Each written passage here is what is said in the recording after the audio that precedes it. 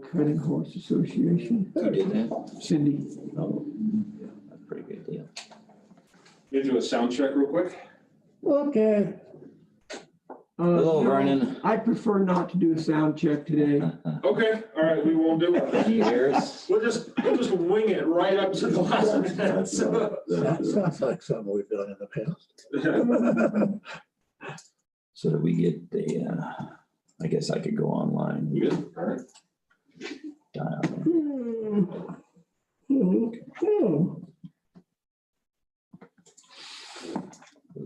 Well,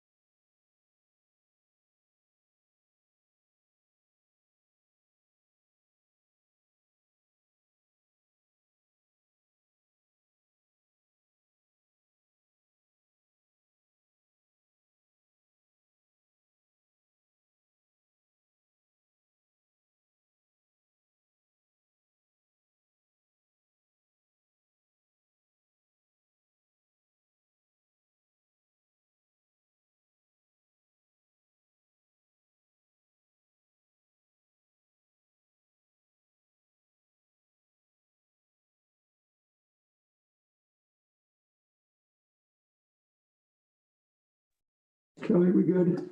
Yeah, That's a debatable. Yeah, that's always up for debate, isn't it?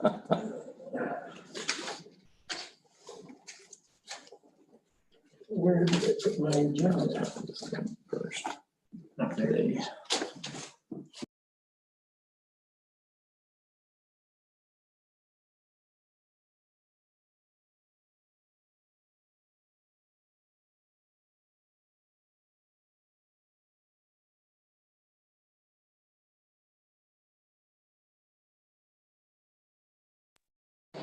Custer County Board of County Commissioners meeting will come to order. Let the record show today is December the 9th, 2020. The time is 9:00 a.m.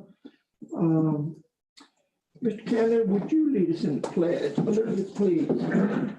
I pledge allegiance to the flag of the United States of America and to the republic for which it stands, one nation under God, indivisible, with liberty and justice for all. Thank you, sir. For not getting on and meeting anybody. Okay. I'm assuming everybody's got their phones under control appropriately. No, better get make sure. Madam Clerk to the board, would you conduct a roll call, please? Commissioner Flowers. Present. Commissioner Kanda. Here, Commissioner Prince. Yeah. Attorney Clint Smith. Present. And clerk to the board, Kelly Camper, present. Thank you, ma'am. Any amendments to the agenda, gentlemen? none from me. No, sir. Nor do I. So we will move on. I believe we have any minutes to approve today. So commissioner items, anything new from yesterday? Gentlemen? No, we're still planning on the meeting on the broadband fiber programs on Monday still. The only one I haven't gotten a hold of is Paul. But I'm sure he'll work something out. That's 2:00. 2:00. And is that a commissioner deal or what is that? Remember, that's the joint program review. So, and I'll have it published as a workshop. I was gonna say, are we gonna call that a BOCC workshop? There won't be any decisions, and it's just information. Need to post it.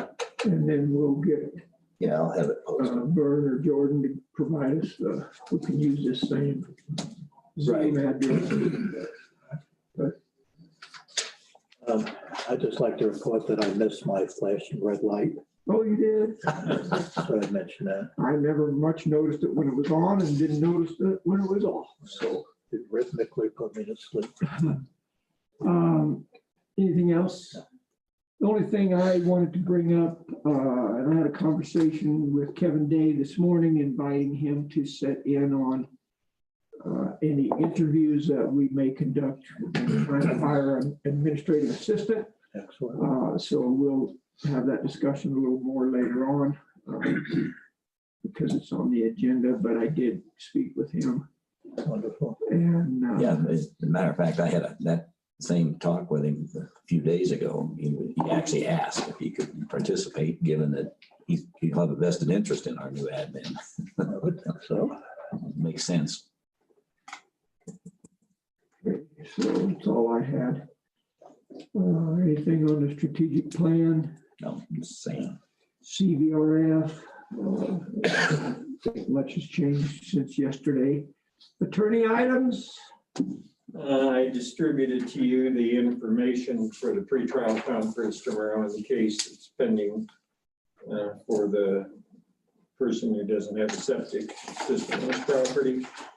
Jackie Hobby said he didn't come in yesterday to tell her he had hired a contractor, but he hasn't gotten a permit yet. So I will go through with this pretrial conference and hold his feet to the fire to make sure he follows through. And if any of you want to listen in or call in, it's just between him and me and the judge, but you can certainly monitor it if you want to. The other thing is, after yesterday's meeting, I sent an email to the attorney representing the Lighting Goods and the other people, and told him that the limitations that he wanted to impose were not acceptable to you as the Board of Health.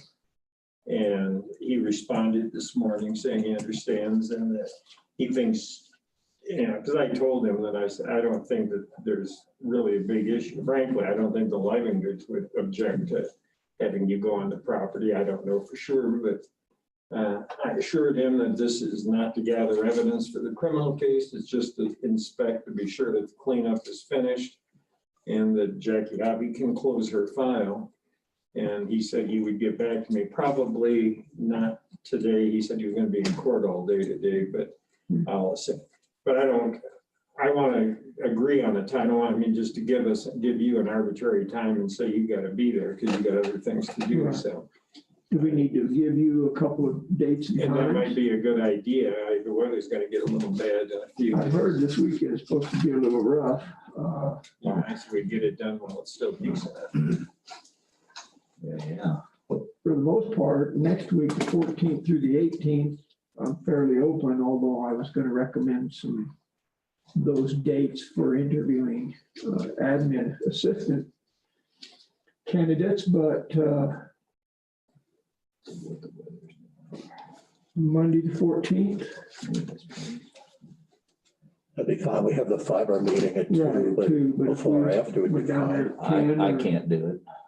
Monday. Yeah. Wednesday, of course, is BOCC and then Board of Health, so I hate to go late in the day because it'll get cold and See, we have that meeting at 2 on Monday. And we'd have to go out there early. I thought you said you couldn't I do it on can't, Monday. I can't do it too early. Do it after the fiber meeting. Possibly. Works for me.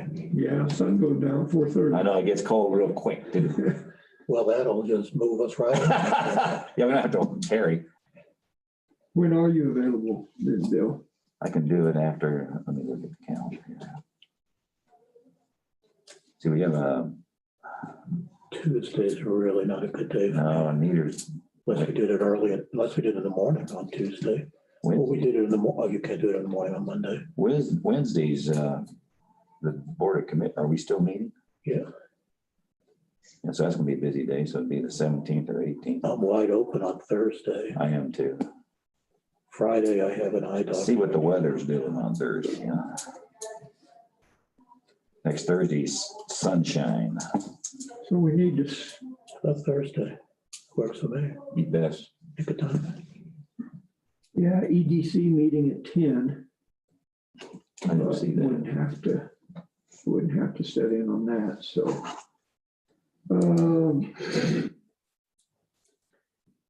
The other thing, I don't want to get off into the weeds about this, but I was hoping we could pick one of those days next week to interview candidates for our admin assistant, which I think is more critical in nature for timing than going out there. I agree. So maybe we could postpone that until after we have a discussion about when we're going to try to interview candidates. I agree. And I have, I don't know. If you- It's all about the discussion, this is a discussion. Yeah, I didn't interrupt you. No, I'm just asking if that would be reasonable to postpone it. I think so. And I Until we don't know if you decide guys about going out of town or not, but the week of the 21st or 22nd, those days are wide open Sure. too. Yeah, I'll be in a board meeting on the 21st, Really? all day, yeah, Sanger to Crystal. Oh. So, Well, when we get to it and you can agree on a date, I'll let Okay. Mr. Welch know right away. Sounds good. yeah, I'd rather prioritize the admin assistant over this. Okay, I don't have anything else to report. okay, thank you, sir. Bill, you all right with that? Yeah. I had a question for you, council. So it says to make a telephone appearance. Can we call that same number just to listen in? Yes. Okay, Yes, so you that's have not the option just of- for, Of just, calling in to listen or to actually get on their version of Zoom where you can, I did that. I was setting a case in Pueblo. I'm handling and For what's that for? it's for that This- pre-trial conference tomorrow. Yeah, but I actually logged on with video and I realized there were like 40 other attorneys waiting and none of them had video. So I switched off again pretty Okay. quick. Yeah, Just listen is all. I see Yeah. it says WebEx, but there's no WebEx address. So if we call that number that's on there, we can just, You can do that, or the WebEx, the www stuff is down below there, if you wanted to do it that way. And what would be the need for us to do that?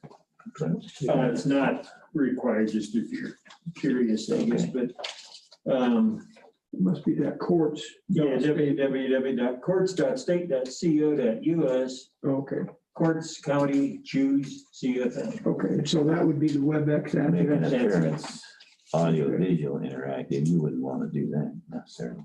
Well, you can block, you don't have to turn on the audio Right. or the video, you mute Right, you can mute It both seems like it'd be a distraction. and just listen in. right. I want to see our attorney in action. So, I don't want to hear him. I just want to hear him and know that he's still awake. all right. Let's see, public comment. Admin I assistant. haven't even logged on. Did you guys log on? Yeah. Oh, Your admin assistant made coffee this morning. oh, you did? Very, very good. Wow. Thank you. Good aroma, That's something I can do. excellent flavor. I'll log on real quick. I just forgot to do it. There's nobody on it. So any public comment, anything you want to bring before the commissioners that's not on the agenda now would be the appropriate time.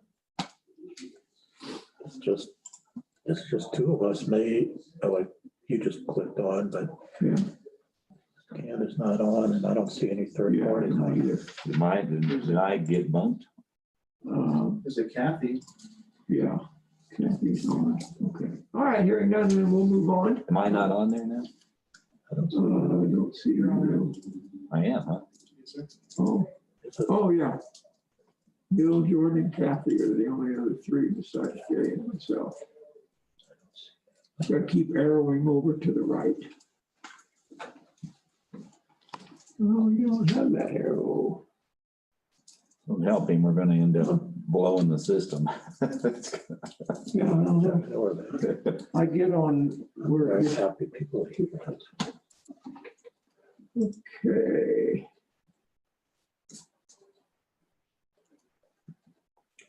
All right, I'm excited to hear about the airport, so. Before Lynn falls off his chair. Well, go ahead then, sir. Take the lead. Come on in, Lynn. Ready? Don't get too excited, because it's not a lot. Pull that chair back and have a chair. Morning, sir. Good morning, How guys. are you? All right. Mr. McDonald, I guess, is under the weather this morning. Hopefully it's just Weather and not anything. anything big and bad, yeah. It always scares me when I hear someone's not feeling well. I know. We always assume the big bad thing. How are you? All right, Good. Good. Thanks for coming in today. you're Appreciate welcome. that. You're welcome. Here, Brian got his airplane back and it looks pretty good. I hadn't seen it, And he's out there playing, doesn't want to come into this meeting, huh? but I don't know. All right, sir. All right. What is yours? Fuel sales, Okay. month of October, November, 1767.74. Gallons were 467.20. Well, that's up a little, huh? Yeah, This time of year is pretty it good. was pretty fair weather most of the month, really, other than that big windstorm, which took out the center of the field windsock, that big one where the AWAS is going to be. But But you have Bob a said good he's got report that. on it, I hope. Yeah, he said he's got that fixed. Who did? Bob Oh. McDonald, yeah. And he painted it, I heard. Yeah, it's all repaired, installed, it looks spiffy. Good. All of the AWAS equipment to finish up that AWAS project has been delivered and is in the FBO building, Good. ready for the AWAS folks to come and install, which leads us to the other issue we have at the moment that hopefully is resolved. Sangre de Cristo put that transformer box, so let's say 80 feet away from where the AWAS installers put their rack. Wow. I wonder why, just a lack of communication. Yes, Would you mind if I ask you to put that on? Thank you. I just, I don't know. don't feel like I can talk. Nobody likes Yeah. it, but thank I you. just don't feel like I I don't can mean to talk. be ugly. It's all right. Thank you. Yeah, so just a breakdown. Yeah. So, So who's moving what? I'm assuming So- Sangre's not moving their pedal. no, nobody's moving anything. So Bob dug the trench, has straightened up that rack because it got cattywampus. It's got that straight. The trench is dug and JB Wright will be in next week to lay some They're gonna run a extension. An 80 from foot. from the transformer to that panel. It had to happen anyway, but it's too bad it had to be that long. Yeah. Well, yeah, it's 6 feet. Yeah, maybe, Exactly. but- If the transformer or the rack would have been coordinated together, Yeah. it could have been set side by side. So, Probably would have been if they hadn't hit the septic system when they first went out there. There was enough people coordinating things and they would have got it in the right place. yeah, I think that's the way to go. So AWAS put in their rack. their rack, I don't know, did you guys, you got those pictures? I probably got those So- pictures.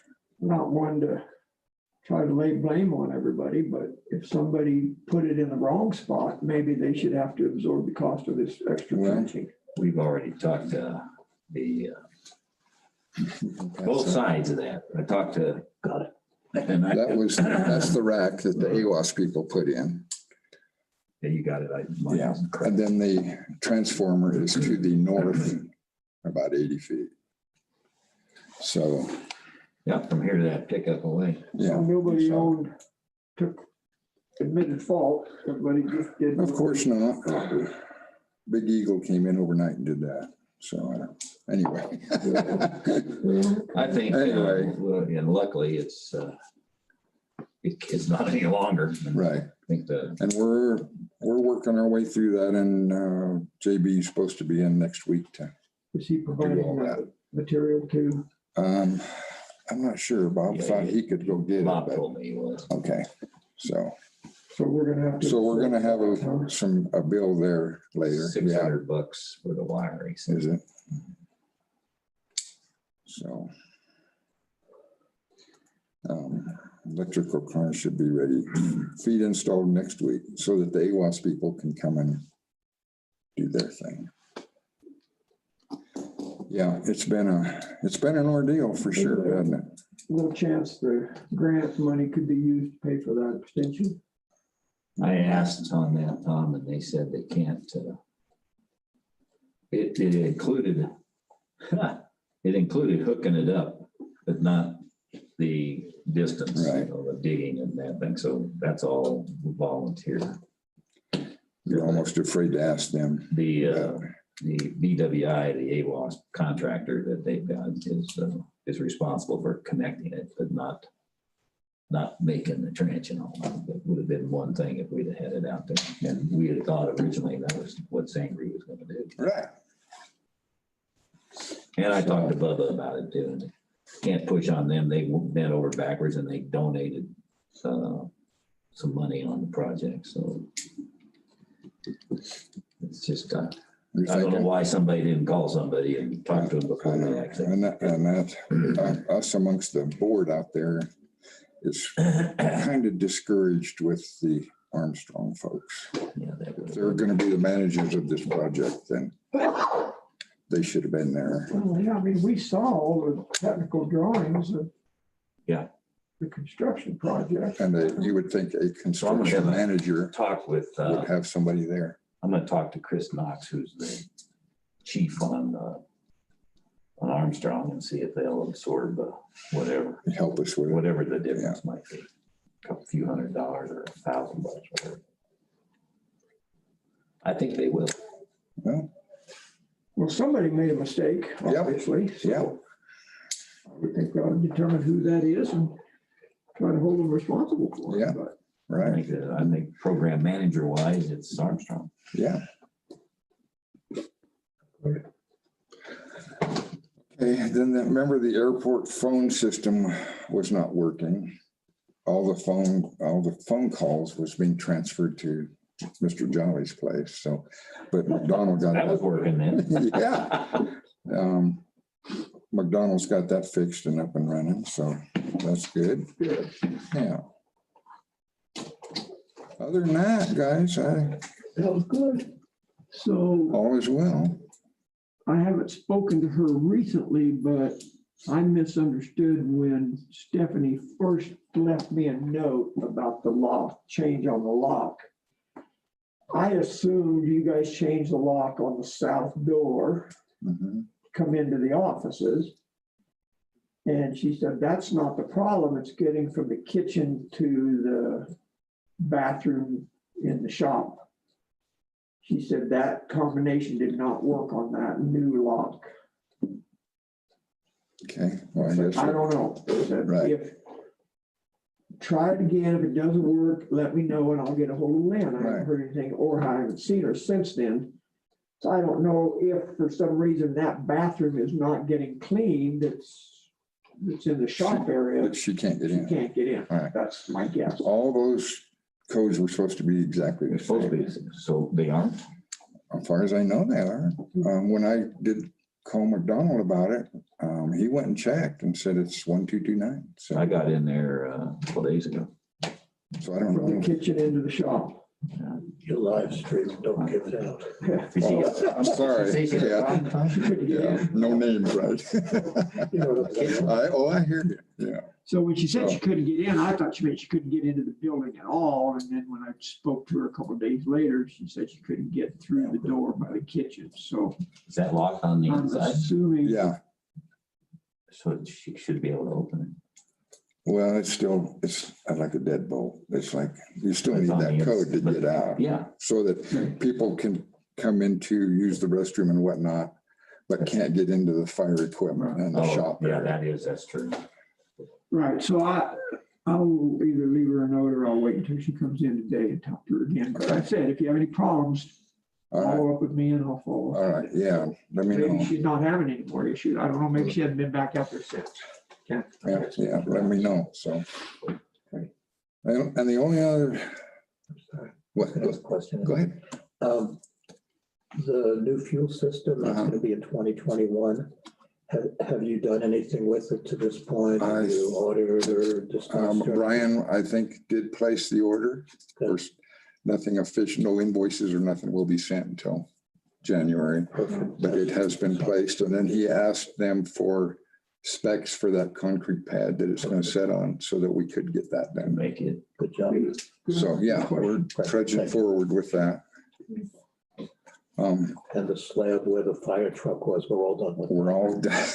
Thank goodness. I know. 2-year We should, project. we should have a glass of wine on that. Yeah. So what fire equipment is in There's the? two, there's operation bay? what they call a brush truck, and then there's, I'm not sure what the other Took one big is. move, that big engine. The big one is gone. Oh, So they've got, two vehicles. yes, in the same, Big, smaller, Oh, in the same bay. in the same bay, yeah, I thought our original lease was to lease them for allowing. One to use slot. A bay. Right. exactly, and that's what they're holding. Yeah, somebody told me there was two fire trucks out there and I went, what? Right, So it's not, they're not really fire trucks, one's a brush truck. one's a brush truck and one's something else, and they're, An observation thing.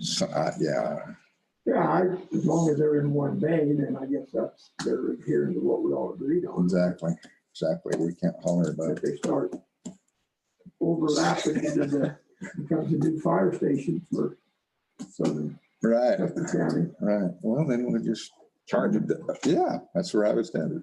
All right, a couple of things that I wanted to, you were talking about the new commissioner. We'd certainly like to invite, of course, all of you to a meeting, so you might reach out to him a little bit. When is your next meeting? 17th, I believe, It is 17th Thursday. yeah. You can entice it with pancakes or a hamburger. Well, it's just one of our meetings, but we were thinking about a little amongst our board of a little burger thingy, but I don't know. What time is that? 10 o'clock. Yeah, it's our regular meeting.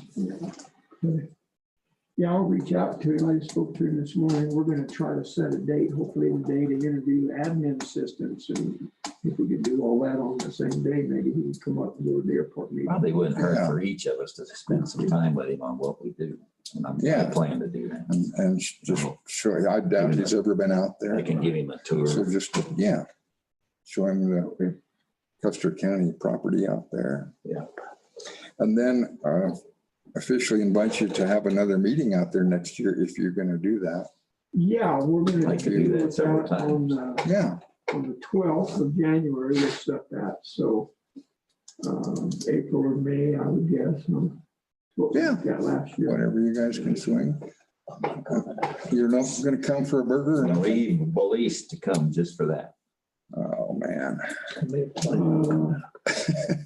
Uh, So, Yeah, probably that mid-month meeting would be the one to do it. Okay, we need to be here for the vouchers and staff reports. So well, yeah, whenever you guys can make that. that happen, just let us know. If you have a preference on one of those 2 months, April or May or June, I guess it doesn't really matter. Right. Probably later spring, better, for better weather.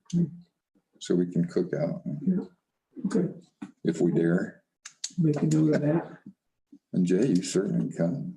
We don't. No?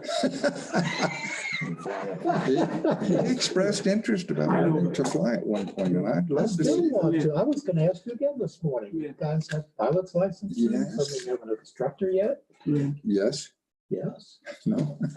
Yes, we do. We can hook you up, buddy. So, That would be like Yeah, asking you. I'm an instructor, Jay. My Yeah, problem is weekend in behind Belize so with bad, you. I don't know if I passed the test.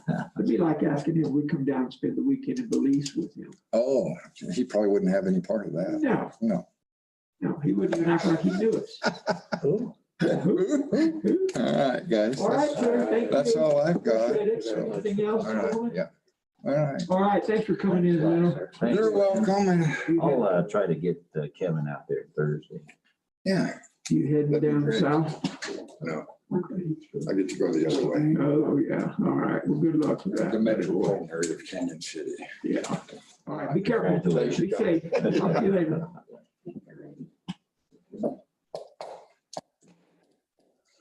Okay. So next on the agenda is the Human Resource Finance Staff Report. Kelly just made a call, so we'll give her a couple minutes to come over. And, Gonna finalize the budget. yeah, Glenn, I wondered if in the future, we need to put approval of that budget in the new business and not under staff report. Yeah, it should be as an And agenda. I wonder, Says and resolution, so it's been announced. That's okay. I almost called and asked you about that, Yeah, we but should we've move always this. done it this way. yeah, it's not right. Should be an agenda item. So we may ask her if she would mind coming back over. We could amend the agenda to move it to a new business item, which is really where it belongs. I don't know that really doesn't make them, it's still official. We can make it, it's whatever we decide. Yeah,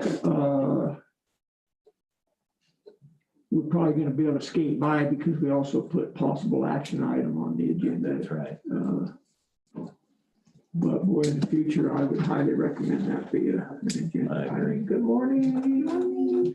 How are you? Good, how about you guys? Good. Good enough. Wonderful. We were just discussing whether or not the approval of the final budget should have been an item under new business. I think it should be, but because we have possible action items on staff reports, I think we're okay. I'm good with it. skate by on that. Yeah, and I only made one, just, and then you guys can sign it. I'll go back, make the copies. Do you want a hard copy or? No, I'm Just- good. I got written or digital. Yeah. Jay, I better do a hard copy for Yeah, Kevin. for Kevin. I was gonna say, I don't want one. I want Kevin to have mine. And then So Kelly gets one and then I have I one. could always just put it in my little box and pick it up when it's ready. If you send it to us after it's signed digitally, Yes, and then he puts it on the website as well. that'll be all right. And then Kelly has a whole bunch of, Resolutions, Yeah. yeah. and then I need copies of those that are signed. So let's deal with anything else before we get into the budget. Is that okay? Okay. So you've got some other stuff there. So let's do your staff report first. How's Here's the that? handwritten. Okay. We received these electronically as well, handwritten for 43,609.96. 43,609.96. I would move that we approve the handwritten checks. I'll second. Been moved and seconded to approve the handwritten checks in the amount of 49,906.96. Discussion? And actually, the motion technically should say to ratify the signing of these because they've already been signed. Correct? Yeah, so I would rephrase my motion to state that we ratify the action of signing these. These are three different. Yeah, okay. Is second okay with that? Yeah. Bill? Well, let me restate that it's been moved and seconded to ratify the action of signing the handwritten checks in that amount. Further discussion?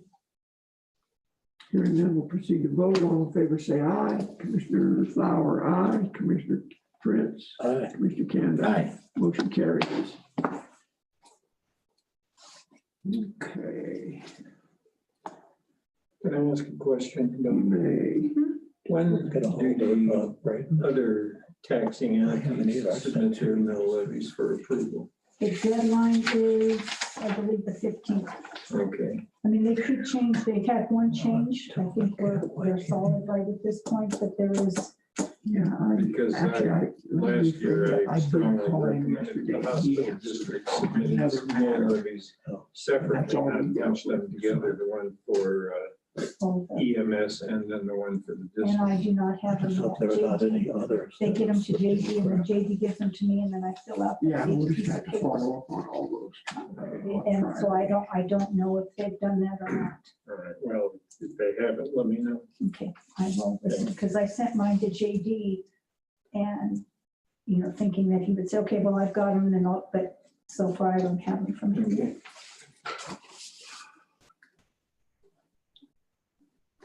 I'm assuming Fremont paving was for the asphalt that they did on Yes. that project. How you doing?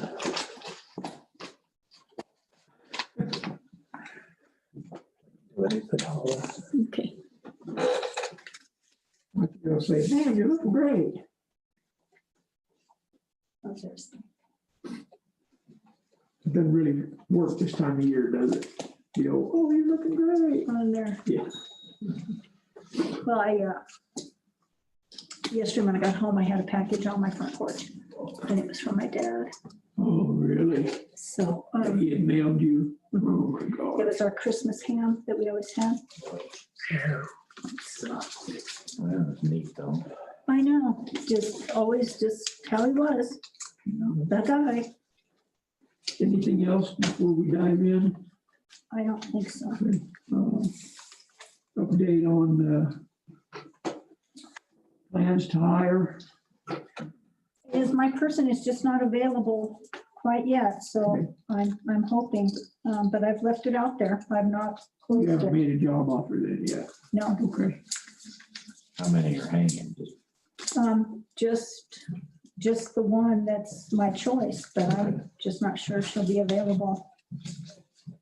Until, any clue? And that I don't know. Waiting game then, huh, for now? Yeah. Okay. Waiting game. All right, so we have 3 resolutions to deal with tied to the budget. Before you do that, did you get the update on the PIO with Vernon and, I have not. okay, Yeah, I've not. I just had that initial one and I've not done Okay, anything with it. The other's been posted, but not that one. Date of PIO, county PIO, the public information. description, job description. Yeah, we Oh, updated the job description and all, make sure. Yeah, are we gonna look at that?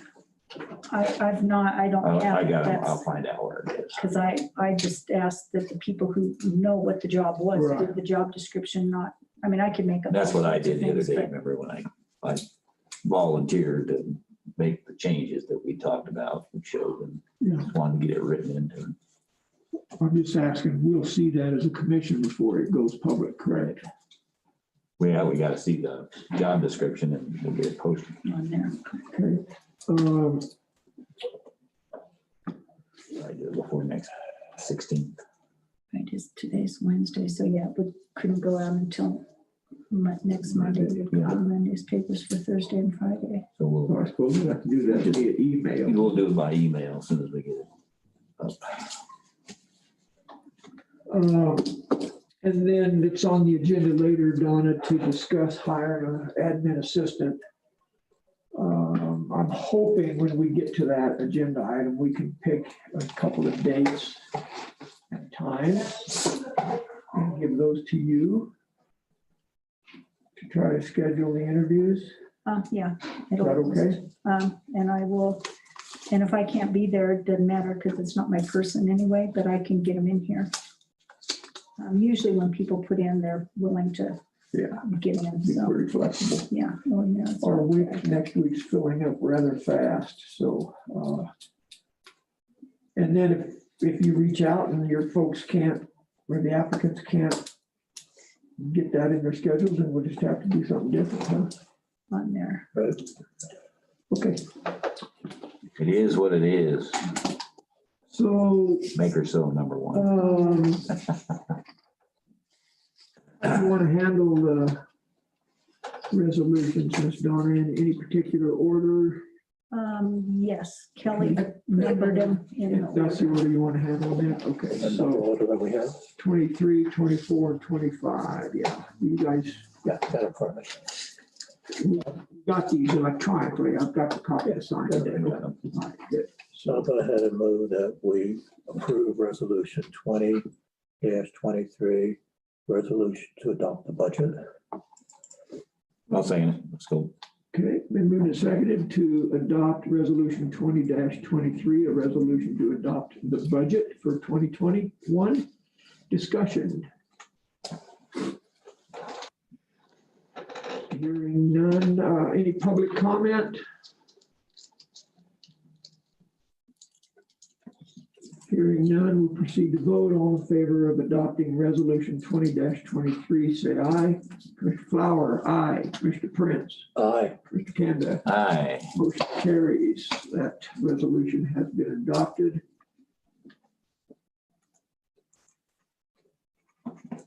These require all three signatures.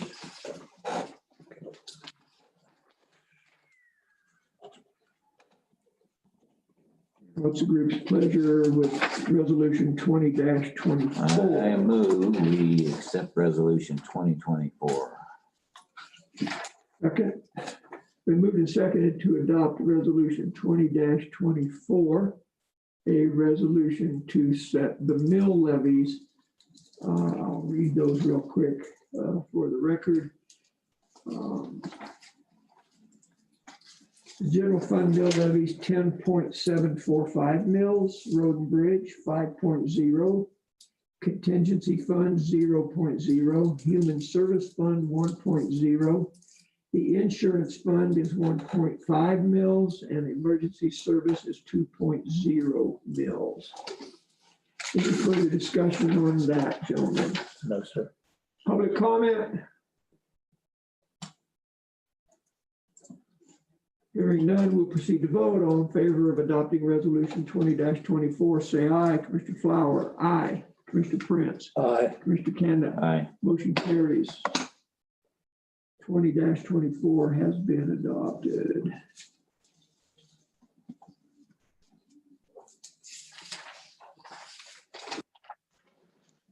And I would move that we adopt resolution 20-25, a resolution to appropriate sums of money.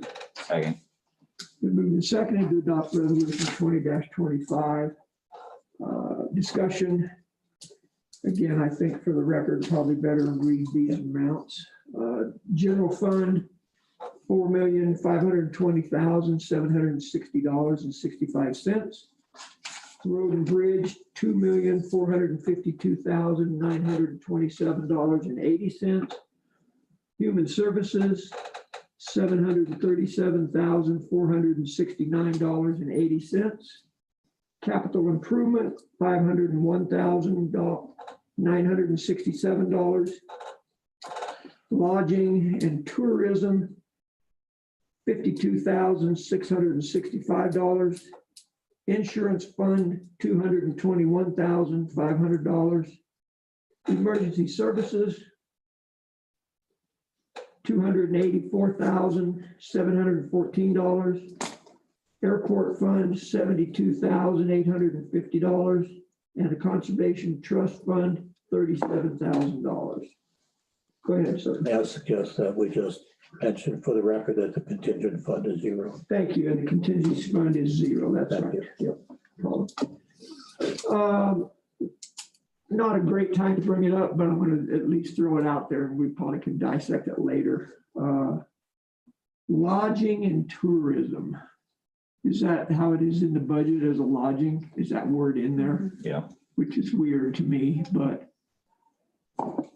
I see tourism. I guess it probably came because of lodging tax, That's where the but money comes I from. think Why it they came called it from the the bed tax. way that the question was written, I Yeah. believe.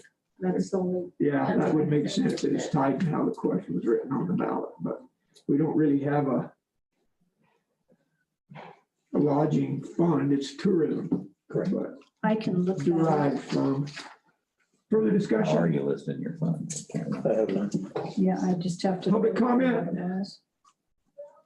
Hearing none, we'll proceed to vote. All in favor of adopting resolution 20-25, say aye. Commissioner Flower, aye. Commissioner Prince, Aye. Commissioner Kanda, Aye. motion carries.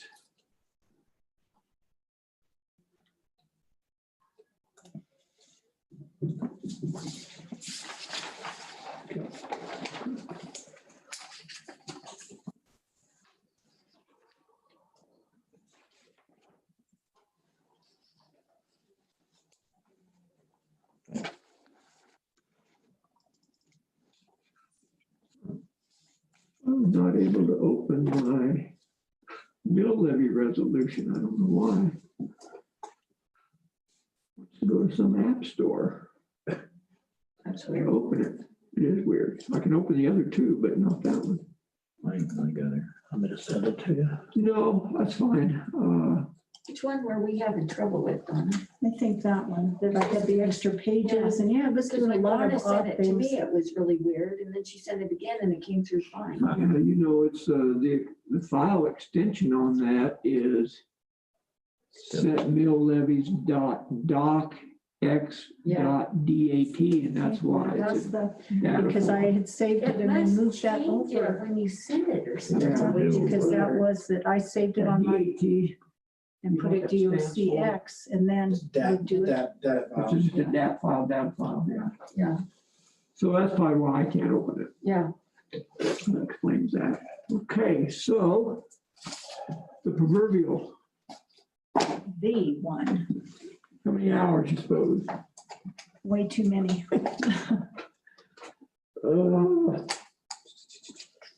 So I guess I would, Chair would entertain a motion for the adoption of the 2021 budget as presented. I will move we adopt the 2021 budget as presented. Was that thought we just said it resolution? Was that the resolution? That's the resolution. Or do we do it by resolution? Oh, The first resolution was to adopt it. Oh, we got Yeah. that. We did adopt the budget. Yeah. Yeah, what do we do?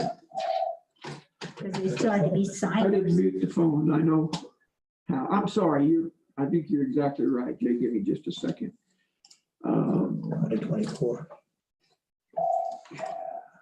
No, 2020, I think it was the one that I couldn't open. 2023. 23, yeah.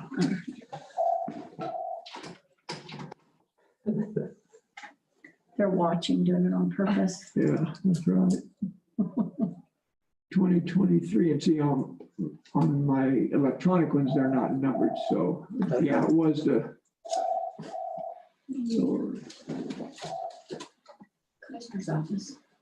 Want me to,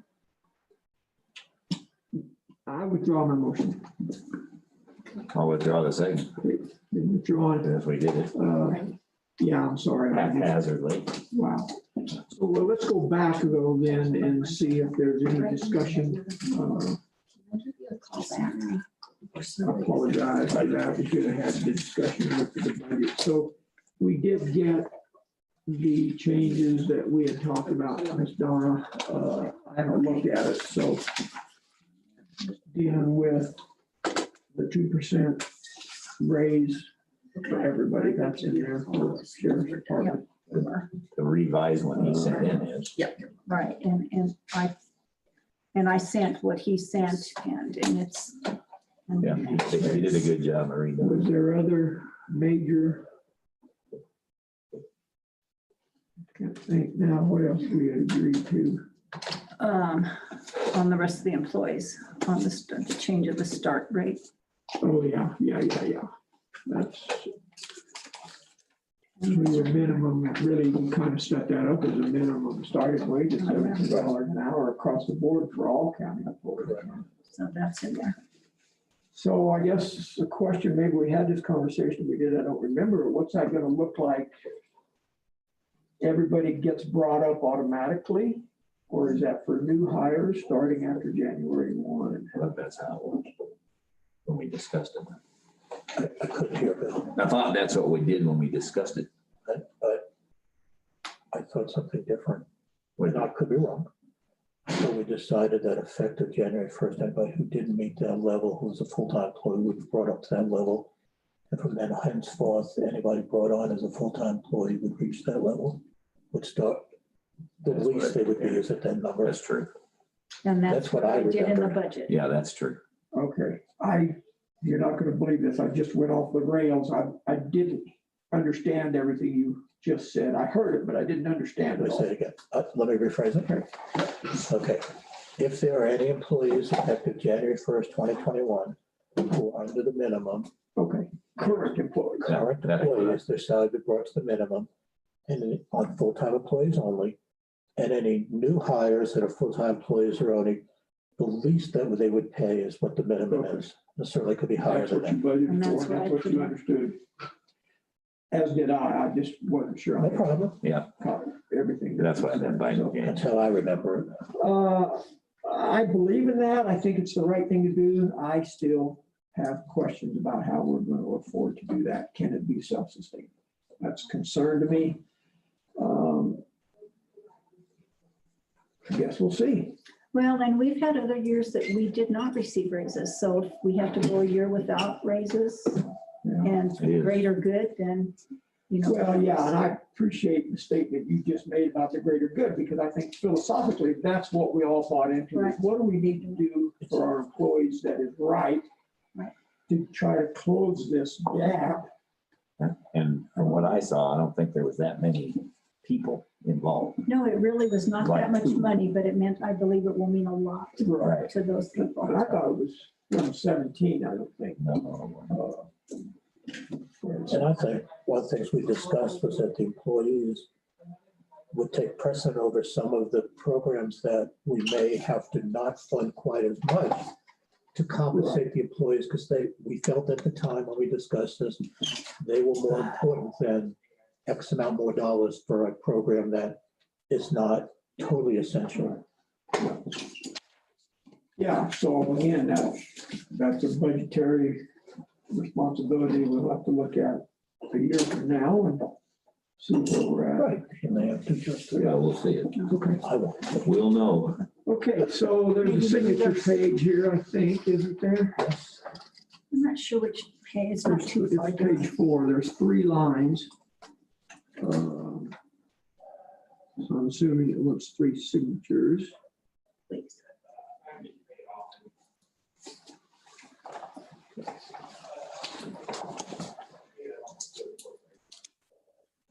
We don't really have to stick to this, right? I mean, what? That's Joe. Oh, that's my fellow commissioner, Prince. As Washington says. Oh, that's true. Yeah, whatever goes. See you on the other side of the rebound. Thanks for all your hard work. Yeah, I This was appreciate a that. monumental test this year. Hopefully next year you can have an assistant that'll work with you on this and get it done. Yeah, not so. Just send me an email, let me know how. I'll just call you and bug you. Throw that in. I gotta throw it in. I'll remember that cell phone number. I'll change it. Right. Hey, and if there's anybody that is going to remember your cell phone number, it would be her. The 7979. Yeah, that's it. All right, ma'am, thank Thanks for you. being a public. Appreciate it. Got it dark and And then I'll bring these all back to you. Thank you. Okay, Okay, good job. not a lot of pomp and circumstance for something that's probably has over 200 or 300 hours in. Okay, we got Treasurer's report. Dropped that by this morning. She said there was nothing of any great concern to her. It was kind of standard business. So If there's any questions, we can certainly call her and ask. why? I'm not looking to open a can of worms, and I don't mean this in a disrespectful manner at all, I promise you, but she doesn't come present this like we always have. I mean, She is not interested in coming in this room because of COVID. Okay. I would move that we have approved the treasurer's report for November 2020 as presented. I'll second it. Go ahead. Moved and seconded to approve the treasurer's report. Discussion? Hearing none. Public comments? All in favor, say aye. Commissioner Flower, aye. Mr. Prince. Aye. Mr. Kenda. Aye. Motion carries.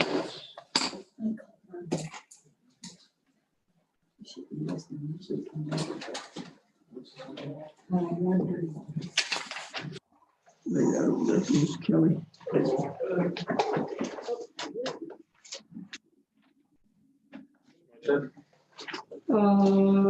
Yes, it is. Time is perfect. Sir. IT, Yes, it, it is here. It is up. He's growing his hair back. A little bit, yes. yeah. I'm gonna start trimming it on the sides and, Are you? yeah. You're gonna cut Just try it, something you're gonna cut your initials in there? Right, there you go, right Just there. wanna look I'm gonna weird. put it on the back of my right back here. Good morning. I apologize for not having anything written. Just getting everything processed and up to speed. Jordan is working out wonderfully. We redesigned the Careful, he's website. in the room, don't talk about it. Right, exactly. We redesigned the website for the COVID page, redesigned some of the commissioners' pages. So we've got multiple new emails and computers building for public health. And just received the public health director's new computer we'll be setting up for him. So we're in a good space. We're moving Some of forward. these new emails over at Public Health, are those, obviously the current employees have them, so there must be new people coming So along. the contract tracers and the different people that they've hired and volunteers that are moving in there, that they need, we have to make certain that they were thinking about using their own personal emails, but we need to make certain that the data for Custer County Right. is through a trackable system that we don't. Yes, sir. Also, I would be absolutely opposed to personal emails, mostly because of Cora.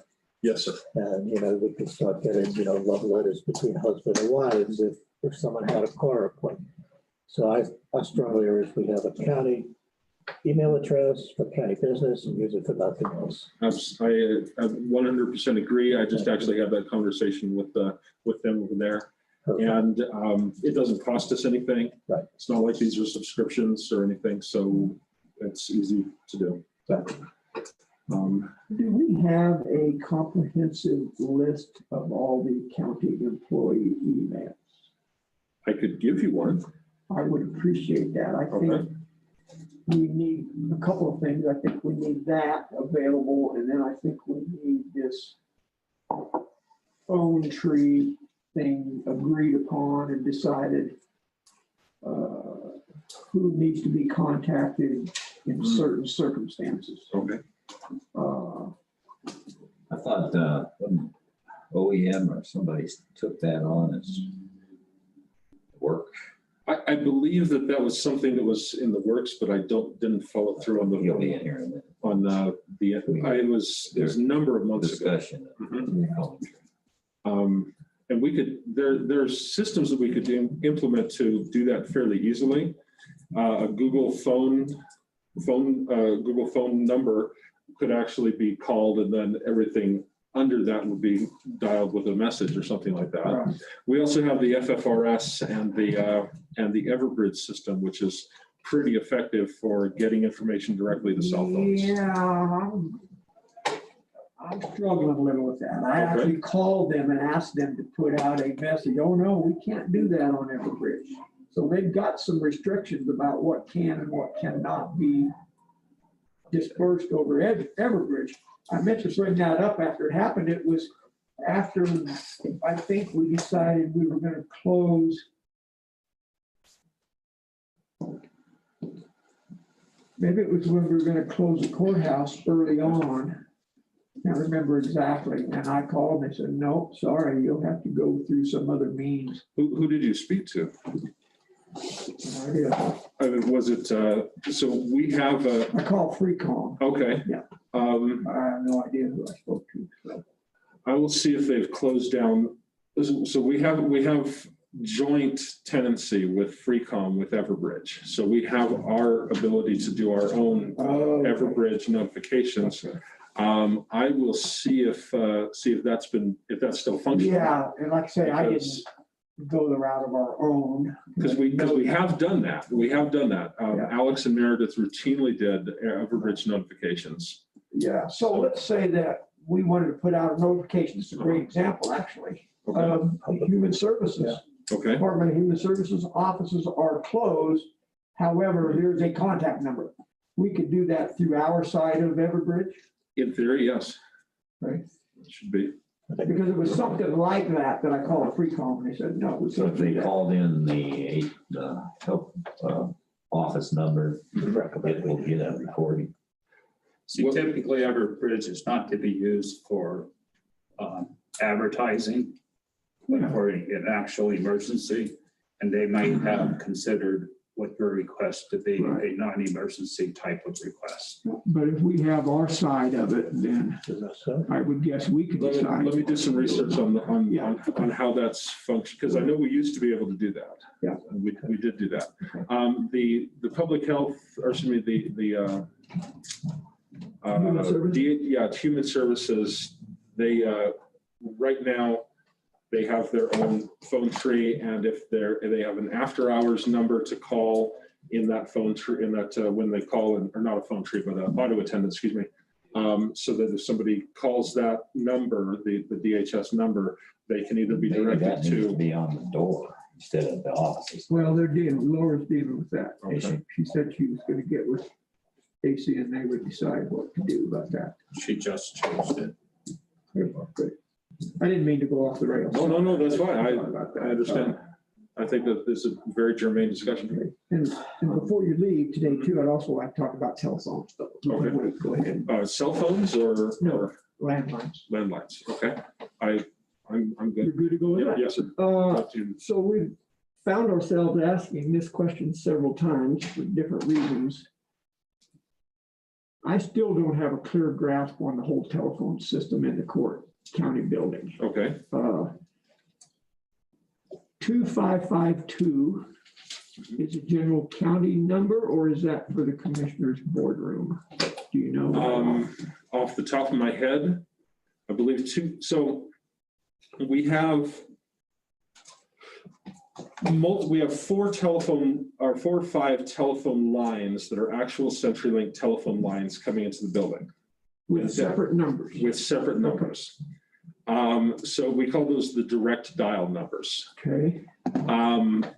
Then excuse me, we also have a general number, 4207. 783-4207 is the general number that goes to an auto attendant where a person can dial 1 for such, 1, 2 for Right, such, okay. that type of thing. That's the only place you'll get that auto attendant, is that number? That's correct, yes, So how- because that is the number that shows up on all caller IDs. So where is it listed, the public calling in here? That's not a number that I see ever, On the website. No, it's on the website. other than the website. When When you look you up mean a the Custer 2552? County clerk's office, you'll get 2442 or something. Well, if you go to the website, you will get the direct dial number and you'll get the county building number. I don't have any control over what they find on a Google search, So unfortunately. the county number in your world is 4027? Or 4207, yes. Oh, 4207, I wrote it down wrong, sorry. 42, Yeah. That's the number that shows up on all caller IDs from any call coming out of this building. When someone calls me and I don't get the call, the ID has a number that goes, when I call back, goes to the tree. yeah, auto call, auto attendant, Yes, sir. okay. So Mhm. 2552 is one of those 4 numbers apparently. That's your number. That's a commissioner number. Okay. That's what I thought, and that's what I always call Carrie at is. That's the direct call. That list is the BOCC So- admin. Here's my question Uh-huh. then. Can we put messages on those individual numbers? I know the auto attendant probably not. Not on the auto attendant, but on these phones, all of them can have individual Leave a messages. message. Okay. That's Yeah. not, that's. Not true? Well, it is, I mean, if I dial 131 and you don't answer the phone, you can put a message on there. Okay. But you cannot put a message on the office phone. And that's what I've been hollering about since we got these. I phones. see. Because, I was yes. I was disconnected there. I And apologize. the last time Jason came in, Uh-huh. a couple months ago or whenever that was, I said, again, I want to be able to program a message into my office phone, me, myself, talk, Uh-huh. so that I can put what I want on there. I don't want this random, whoever that guy was that came in and programmed all the phones in the very beginning, I can't remember. Denton. Yes, I don't want his voice on there So you're because, not able to change that? No. Because I know that these phones have a message on them. yeah, So, but they're through, okay. they're through the internal, they're an internal message. They're not for outside dialing in? The only way, like if somebody calls my office and they want to talk to me and I'm not there, one of the girls can transfer that call to my extension. Okay. And then that can come up with my personal message, but not for the whole office. Not a direct I see. dial. I apologize that I'm behind the 8 ball on this. I didn't understand the extent of this. Yeah, So, and it's a pain because just like with Laura's office, she can't put a message on there that says, our office is closed right now, call whatever. And so, Wow. like, that's, when we're closed as a county building, Right. I think we ought to be able to put a message on Yeah, I our phone agree. that says, we are closed. You're Call a storm or whatever. I will- Yes, and you cannot do that. I And I've will, asked Jason several times.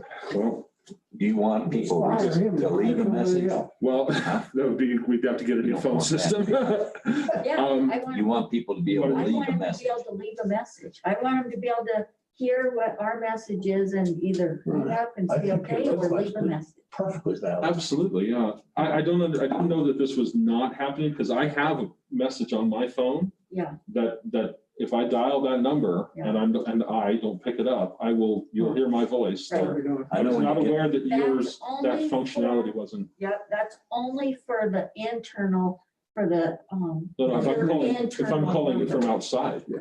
If I call from outside my phone number and I go in, it has my message on there. But I think that's because it's one phone. And since my office. Okay, because has- you have Yeah. multiple phones. Okay, I will make this an absolute priority. Yeah. And I'll get Jason up here to, I'll just tell him I'll tell him, Tom said that he needs to get this out of here. How's that? Can we do that? Gets home. Okay. And then the other question I had, and I need to apologize because I've just never taken the time to dissect this. Mhm. I never know when this phone rings, if it's for commissioners or if it's So for admin assistant, unless I turn around and look and see if one of these people are internally trying to call me. I see. The ring is a little different. See, and I've never been able to distinguish that, but usually I'm doing something. So I wonder is there any way we could change the ringtone a little to say, oh, that's an internal number? Yeah, we can change the ringtone. Because then you don't go through this Custer County Commissioners, this is Commissioner Flower, can I help you? And it's Donna. Understood. Does that make sense? But- Yes, we can change the ringtone between the phone on that specific phone. It was set up that way because if you weren't here, the admin needed to be able to Right. pick up and without walking all the way over there. Board of Commissioners admin number, or so that somebody can get a hold. Okay. You know what I mean? So. Well, 2552 Is is the that number. Commissioner's boardroom number. Right. That should, and even more so now without an admin assistant, Uh-huh. we should have a message on there that Says. there's no one in the Leave a office message right now. If you here. need to contact the commissioner, blah, blah, blah, or leave a message for, And I didn't realize there wasn't. I mean, I will somebody has to find out. listen to this. but, yeah, so I don't know, these phones are, that's bizarre. I've got the directions how to mute this phone, Uh-huh. 6 steps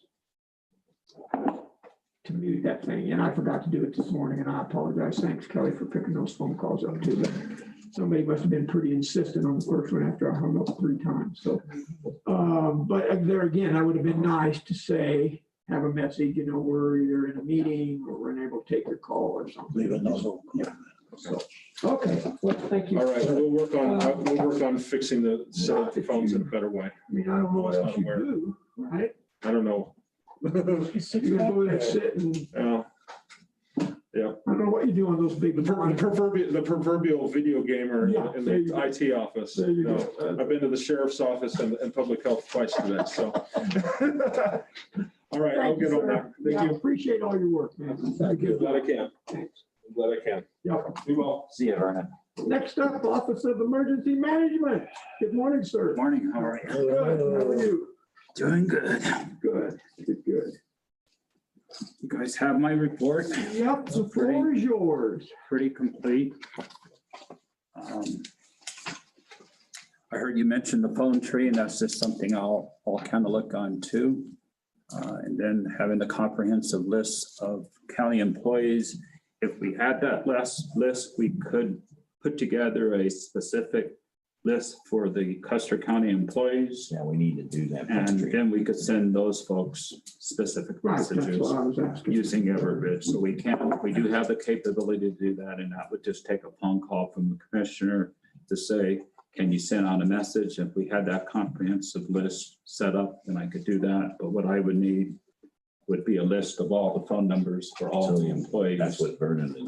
That's what I was asking her. And then we could put that into the system. So And there might be a time when we do want to use Everbridge to send out a non-emergency message, so. and since that would be internal, it wouldn't go out to the general public. It would just- Well, if we wanted to go to the general public, I'm saying. You can Okay, do and either if we one. needed to do that, we Right. could just do it the Yeah, other. sorry, I'm saying if we needed a message to go to the general public, we could utilize Everbridge to do that, but.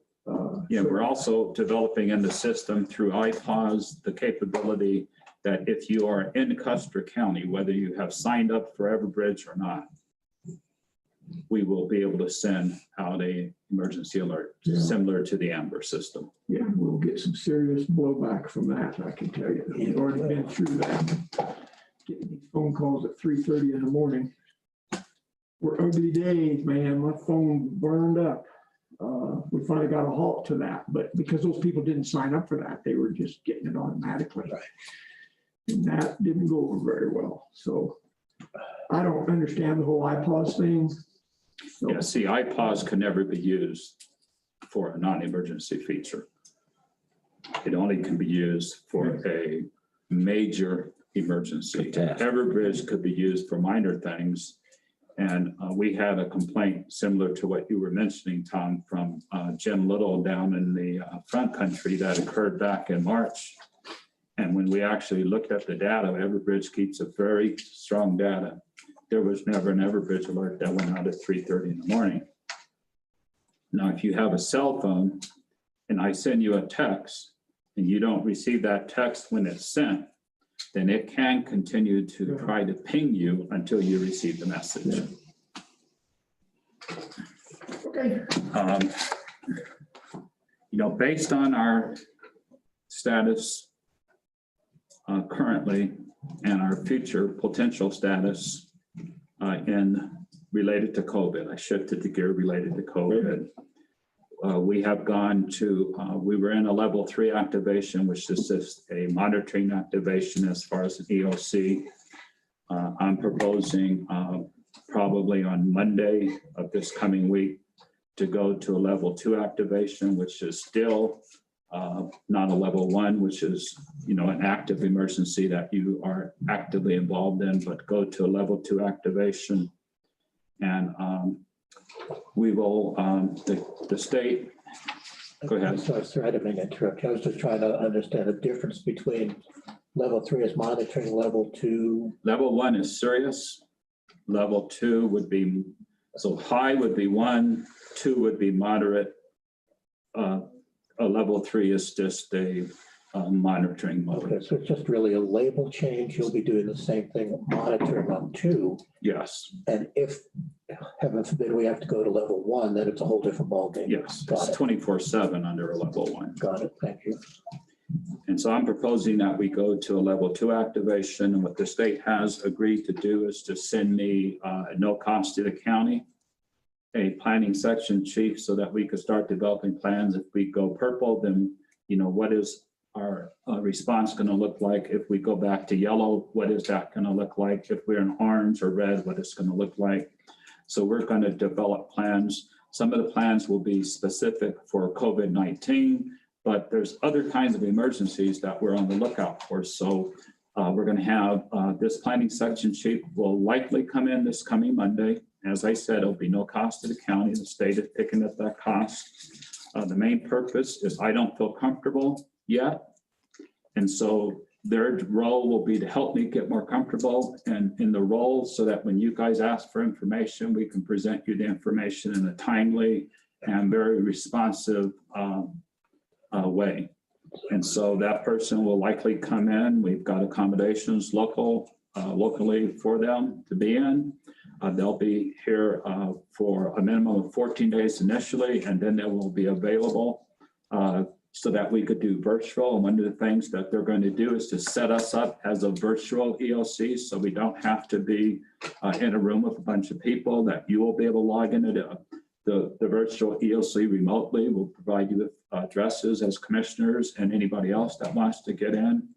And then we'll get on a daily briefing schedule where we can put out a very concise general press release that's not necessarily related to public health, but just a general state of the state, so that the general public and the news media have information related to what's going on in Custer County. Good plan. How many people?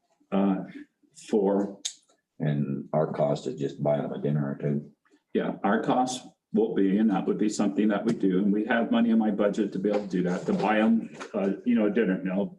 The place where they were staying has cooking facilities, but we just assume be able to buy them a couple meals, and that would be our only cost. And I'll pull that out of the OEM budget. There'll be 2 people coming initially. Both of them are planning section chiefs, very seasoned and very trained. And they're one of their goals that I've set for them is to bring me up to speed quickly. I commend you. Good job. other questions? I have one, Yes, sir. troublesome fire Yes, sir. reimbursement. So Did you submit the request for reimbursement? Yes. Who handled that? Not Road and Bridge? No, that is handled through OEM. OEM. And so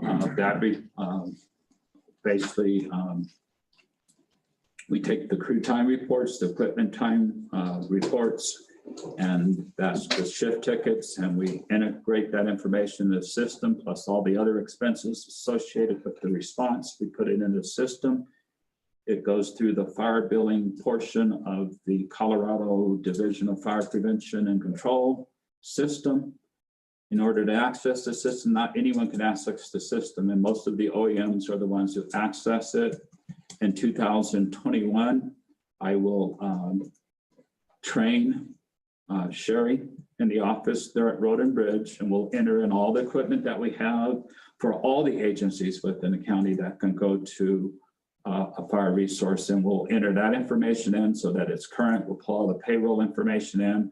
There was a lot of rebuilding that we had to do this particular time. And so I went through an 8-hour training session just to learn how to put that information into our system. And now that I'm trained, I can teach other people how to do that, which will save a lot of time. I was talking with Adrian, I don't know, a couple of weeks ago, and we were talking about that. And in fact, we have an opportunity to use that equipment when we can and actually bring some revenue back into the county. And as we train people to do those kinds of things, that emergency support, not in the fires necessarily, but or whatever the emergency might be. And remember, like Bill is saying, that when we send equipment out and the personnel out, the incident picks up the total cost of those employees from the time they are on that incident till the time that they return. Obviously, they don't pay you for sleep time. And so that $7,000 and something will be transferred, less some administrative charges. The OEM does get a little something, cut of the pie. We don't. Oh, okay. Well, you guys get a cut of the pie and you give to the OEM. But there are administrative charges for being able to do that. Right. But there is also a cost savings, because when an employee during their normal work schedule is assigned to the incident is paying their salary. So in effect, the county is saving some money. that cost. It's And so sort of a win-win. It's a As we win-win. help people. And it helps us because we're getting more trained people. You talk to the gentleman that went to the East Troublesome Fire, they are full of energy, and they have a better frame of mind as to what is required. And what we're going to do in 2021 is we'll put on very specific training to make sure that the road and bridge employees who drive water tenders or who might be assigned to, let's say, a wildland fire incident or something like that, are up to the level of training that is required for all counties throughout the state. And if that doesn't necessarily put them in the fire, it just gets them. it does not put them in the fire, but it keeps them safe. Right. So we need to get safety equipment ordered. We need to get specialized equipment like for the water tenders so that they can transfer water from the tender into a fire truck or something like that. Right. But it's just a matter of having some time. We'll get people up to speed and they'll be properly trained so that they can do their job safely. So I guess my question is this. I think it's a county-wide question, not necessarily just for OEM. So this reimbursement, I asked this once before and got no traction with it. Does that reimbursement go back to the individual departments? Should it go to the general fund?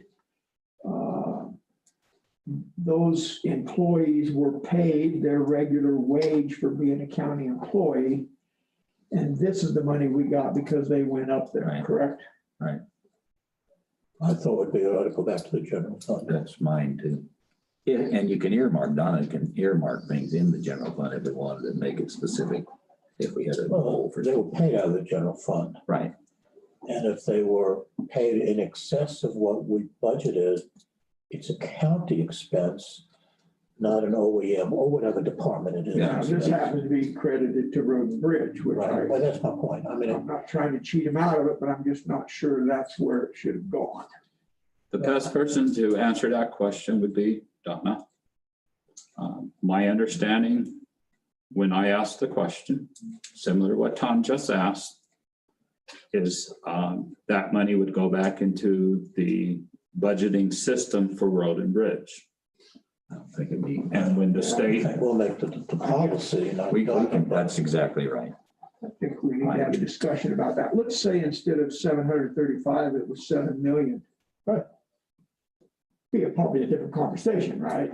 I mean, we need to know exactly where that We money need is to, going we need to to set go. up the policy, and then the numbers really shouldn't make a big Right, difference. exactly. Wouldn't matter then, but, so yeah, that may be a conversation we ought to Yeah, it's have. not, it can't be, you know, heck, we even do that, like when the road and bridge helps do something for one of our other departments, it doesn't go, you know, that's right. The only thing that has to be covered is the wages. Right. And so this was covered already. Right. And so it's our equipment when it's an asset to the county. And if we want to put it in general fund and use it for things, it's up to us. Yeah, I think an example would have been when our previous OEM went to Florida on a hurricane. Right. Well, should that money go back to OEM or should that money come to the county? County, in my opinion. That's kind of where I feel about it. But so as far as you know, this transfer's already been made. no, the money has not transferred in. The reimbursement billing has been made. The state analyzes the reimbursement, makes sure that everything is, and then they transfer that money back to the county. Okay, So so we. we'll touch base with Donna and then maybe at some point we have a discussion. If we need to develop a policy for that, well, I think that's should be appropriate. Appreciate your report. Very thorough. Yeah, nice. There were a couple of questions I had because I'm not up on your acronyms. I tried to put in explanations. Not the first one in that seat. AQM on November the 2nd. Air right? quality monitor. Oh, that's correct. Okay, yeah. And do we have that? Is that going on now or are we still in process? It's in process and it's going to be a long process because there's a lot of agencies that are involved in setting up air quality monitoring. And it's not really to have a standalone system. We can have a standalone system, Tom, to answer your question. We could be up and operating tomorrow, but then we don't get that into our weather forecasting system and things like that. So it's our system, then we have to post it. Where if we can get it in the BOCC system, then it's automatic reporting. Which is what. 7 days a week. I would prefer that system than having to, but there's an advantage to having a local system. So when you say the air quality is pretty bad, I could punch out the computer and it's going to give me a reading. Yeah, but you could do that anyway, can't you? Well, we could see what the state system says, but when they tell us the air quality in Pueblo and Colorado Springs is X, and then that is interpolated for Custer County, it just doesn't always match. So that's what I mean, though. If we have our problem was you have a reader on 2 high points, and it's not necessarily given the reading where you want another. You should be able to still tap in and pull off those individuals to you or to. Yeah, we could do that. So if we had, for example, a station at the OEM office, it'd be nice to have one on the foothills. Sure. It would be nice maybe to have You something can have down that at part of the big Redmore system, but you can and we still can have tap into the system. And we can do. So you this. need to develop the architecture is really what I'm. Yeah, and that'll take a little time. And then we can put that in a grant and the grant can help us. Sure. I wonder if there's any capability with the AWAS system to deal with air quality. They could have a measuring device tied into that. Well, we could, and at some point I would like to, and the cost of those is about 13,000 right now, but we could have a portable RAW system. RAWs is just a air quality monitoring, wind speed, everything system that in emergency, we could very quickly set up in the field, and it instantly gives us all the information that we need at that particular zone. So if we had a fire in the county, we could set up a RAW system, remote automatic weather station, now, that's what RAW stands You will for. have instant You get that access to the AWAS, but all that's doing is measuring the winds and everything and the temperature at that location. So if you had a portable one, you could get a couple and you can interpolate, make a better architecture out of it. But that's true, it's possible. You're gonna get a RAW system. No, Oh, Put it in the. 13,000, I'll put it in a little Yeah, grant yeah, you got program. your So own I would like to capital get one a grant because it would be good if we do or if we do control burning and things like that, we have real-time data. So it's an excellent expenditure for 13,000. And you know, in the old days, those systems, when they first came out, were $50,000. And now they're actually really expensive. If you go onto any website and put in remote weather stations, the military's got a really neat one that deploys. Cool. Wish we could tie it directly to COVID the next 4 days. I bet we could. You want me to work on that, It'd be a sir? reach, but I don't know how that would be awful hard to. Weather and the flow and movement of diseases is closely related. Yeah. I don't know. Well, Well, I heard a guy yesterday give you guys a good spill, so at least let me write up a little spill. You're welcome You to. can write a spiel up and we can look at the it. problem is you'd have to sell us on the idea and we'd have to sell the committee on the idea by Friday. Because we have to buy it first. Correct. That's the problem. You have to buy it. Oh, I can have it here in 2 days. So I understand that. No. But, It's and just. then if the committee said no, the county eats it, or if the committee says yes and the state says, DOLA says no, we eat it. So Right. we have to, Which eats it. we have to feel comfortable Yeah, that it's truly a COVID-related expense, a necessary. yeah. That's the key. The word is necessary is the big key. I wished it were the case. I can't see it even getting through the committee, to be honest with I you, don't. because of I that. would have an issue with it from what I'm hearing. I mean, I think we'd be stretching it and in good conscience, I'd have. Appreciated you meeting with the county building employees last week. I see you've given us a little synopsis of that. And I'll ask this question. I'm assuming Kelly and Virginia probably would feel the same way. If it comes down to it and remote work is not possible, then the only option is to close, correct? That would be your take, and I think that's probably the same with Virginia. Either we close or we're open. We can't be doing this hybrid thing. That's pretty much what they've said. What she says. And then had a couple people, don't mean to inflame the situation, but I think it's fair. We could have this offline, but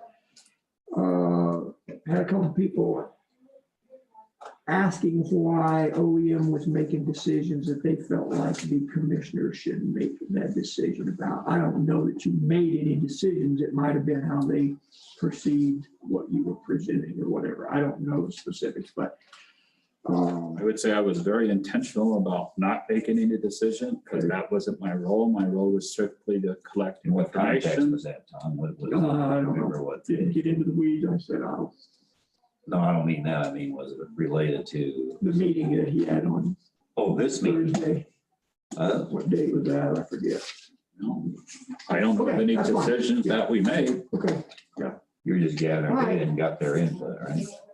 You have the exact Well, minutes of the meeting. and we experienced a little of that yesterday, not with you, just as an example. Employees don't mind being told what to do as long as the right people are telling them to do that. That came to light yesterday with services. So just, you know, And I admit, caught in a bad situation. No, I bet People are at times I'll be expecting her to tell them what guilty of to do. taking the bull by the horns, but I'm gonna run with it sometimes if I need to. And, you know, she just said, I'm not the boss of this office. I can't tell you what you're going to do. You need to go to the boss. And so, which I appreciated that. It would be easy for somebody to say, well, I'll make this decision. Well, no, not if it's not in your wheelhouse. So and she, I think, handled it appropriately yesterday. But anyway, just want to bring that up. Anything else, sir? No, sirs. Okay. We're good. Gentlemen, other questions, comments? Good job, a good report. All right, Thank you. All right. Thanks, thank sir. you. Yeah, All right. see ya. So is that for me? Yeah, take it. May I request a 4-minute break? Yeah, without objection, we'll stand in recess. It is 10:28, so let's take about a 3-minute, 3-minute break.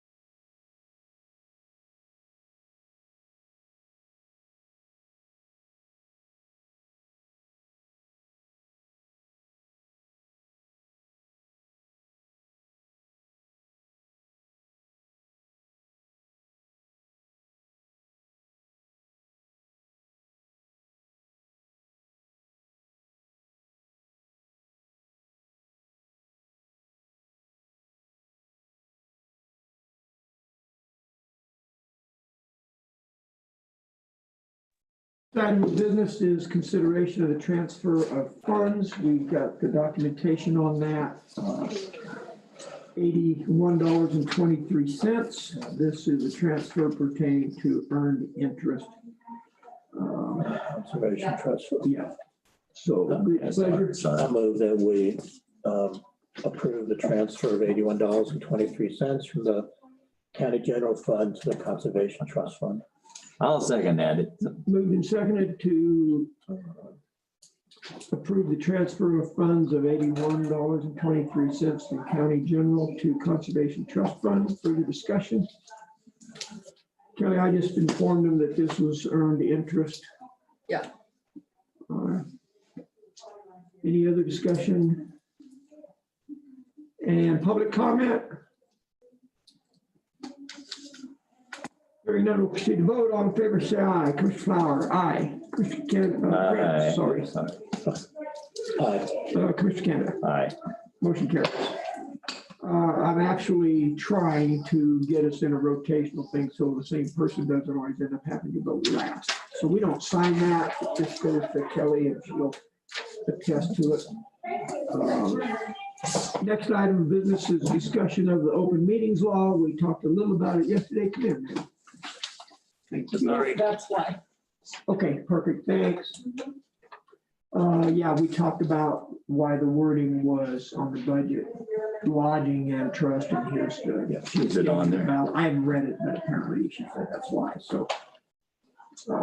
Welcome to read that if you're here to pass that around. So discussion pertaining to this open meetings law. I read your documentation, Clint, thank you for providing that.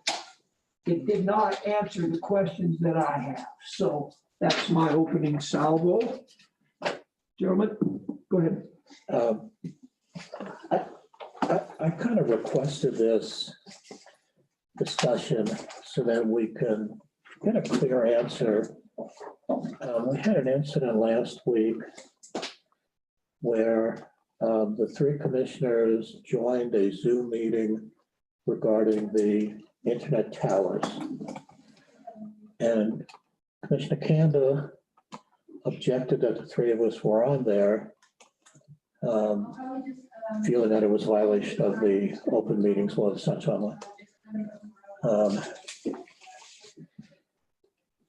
Pretty persistent, so I said to you, rather than being in the middle of this, I chose to just drop off the meeting, a meeting that I've attended almost all of the tower meetings, and I really wanted to attend this one, but I didn't want to create a greater issue.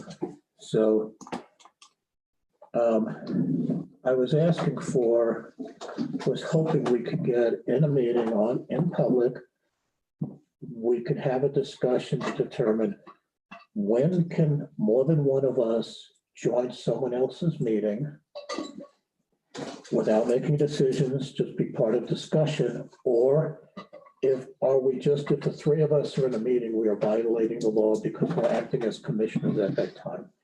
So I hate to put you on the spot with that, Counselor, but this is really an issue for me. And that's, I mean, I've looked at this because it's the language of the statute. You've got it there, basic rule. So whenever the two of you are together, it could be a quorum depending on what's going on. But it says at which any public business is discussed. So it really depends on the nature of the meeting. If this was a meeting called by economic development and you were sitting in for informational purposes only, that would not be a public meeting where public business is being discussed. If you're actively discussing back and forth with some other entity or individuals about business that you're gathering information to vote on, I think it would be better for that to be handled as a workshop where you give notice. Because the workshops that I've participated in the past, we've had workshops with drafting a burn ordinance, for instance, where we had a lot of different people together and we sit down and talked about it.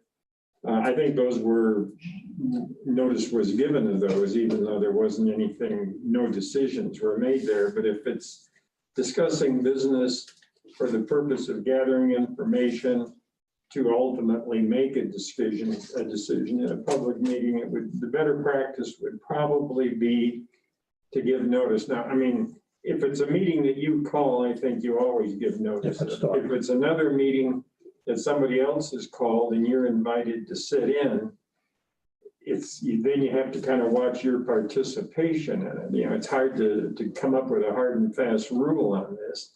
But if there's a lot of give and take and you're giving direction, like in this case of economic development, if they're just reporting to you, that's one thing. If they're asking for input from you on what should they do, how should they proceed, then that's the kind of discussion that needs to be done in a public meeting. Well, in this specific meeting, I believe the latter was correct. It was more of a, here's where we are. We had their consultant, a nice young lady, and the gentleman who's kind of running the program for them, updating us on where they are and what was going on with EDA, and how the contracts were going to lease the property and the 6 towers. And my heart told me that this was not a violation of sunshine law, since no one said, commissioners, what do you think? How do you want to proceed? None of that was taking place. It was just we were staying in the loop of what is happening with this program. I mean, no doubt we'd ask questions and things like that, but it wasn't a directional type thing. So I recognize this is a very fuzzy line. I truly recognize that. But I think the hard and fast rule of, if there are more than 2 commissioners, more than 1 commissioner at any meeting, it needs to be posted. I don't think that's appropriate. That's just my opinion, and I'd really like to hear what you think. Yeah, I tried to find a definition of discussion of public business. The only I can find a case means public business means a public body's policy-making functions which consist of discussing or undertaking a rule, regulation, ordinance, or formal action of the public body. You know, that definition doesn't really satisfy me. It's a fuzzy area, you know, where do you draw the line? You can be super cautious, and anytime you're going to be discussing anything where there's 2 of you involved, you can say, oh, we better notify the public, but I don't think that's required. I mean, especially if it's more an entity like economic development. It's not another arm of the local government. It's separate. It's a private organization that you've entered into an MOU with, and they are reporting to you periodically. But you do have to be careful. You can ask questions to get more information. And I don't see that that's violating the open meeting law, but if it starts becoming more of a give and take where they're seeking input from you and what direction they should go, then you're starting to cross the line. I think your response is clear to me. I get it. So I guess my concerns mirrored Commissioner Prince's about what is and what isn't. I've said on numerous of those economic development broadband meetings, there have been times when those people said to me, we would ask that the commissioners consider this or that. I said, okay, I'll carry that forward, or you can request to be on the agenda. They've done both. They were just on. They asked to be on the agenda for the 16th. I think clearly the 3 of us have the wherewithal to determine, am I sitting here making a decision or not? And if we are, then I believe all 3 of us believe that's not right. That would be in violation.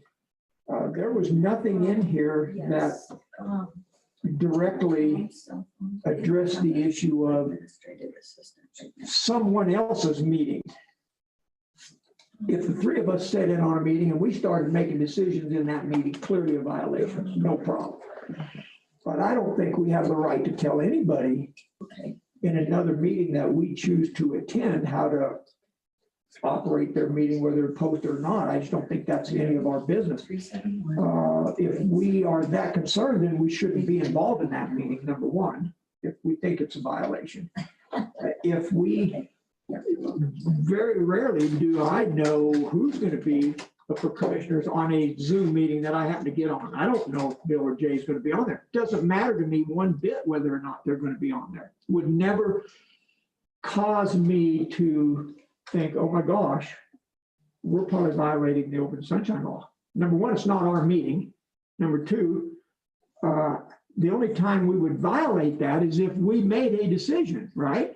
Or, if I may, Go ahead. my feeling is if we're trying to set policy for that particular committee, then I feel it's a sunshine, could be a sunshine law violation also.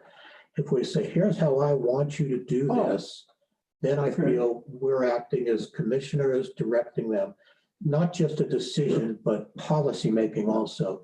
So I just want to throw that out because that's how I feel about it. I just think it's ludicrous that the two or three of us couldn't sit in on a tourism board meeting, which we've done Many times. many times. Here's how I would interpret this going forward. When it talks about discussion of public business, with you sitting in on a meeting and maybe some give and take between you and this other meeting, that's not a discussion of public business. Right. If two or more of you are sitting in on one of these meetings and you start discussing it with one another, then you're crossing the line. You're starting to discuss this public business. So be careful not to be talking back and forth between one another. You can talk to the individuals conducting the meeting. You can't be telling them, this is how you should go or anything else, any one of you, but participating in these meetings, more than two or three of you, does not automatically make it a public meeting where you have to give notice and everything, especially if it's somebody else's meeting. And I will often ask questions at these meetings. But my feeling is as long as I'm not directing where to go, I feel that I'm okay to do that kind of thing. I don't have to just sit there with my mouth shut and listen. I can say, what did you mean by that? Or how did that work? Or where is that going? Those kind of questions I think are fine, in my opinion. No, I agree. I mean, it's the reason you're there is to gather information. Correct. And so you're asking questions occasionally. But, if they start asking you for guidance, you got to say, no, draw the line there. Yeah, and I think that's incumbent upon us as professional leaders, as commissioners, to be able to determine if that's happening or about to happen or whatever. If we choose to get into that, then yeah, I think we're liable for violating these open meeting laws. But you're not automatically precluded from two or more of you being involved in these other meetings as long as you don't cross that line. Right. And I think you all understand that. How can we ever set in a CCI legislative meeting, the three of us, if that was the direction we took? I don't see how even the public could expect commissioners to function to a high level if they're afraid to get together two or more of them. I just don't think that would be a reasonable expectation. So Commissioner Candy, your thoughts? Yeah, thank you for giving me a chance. Yeah. I've heard it.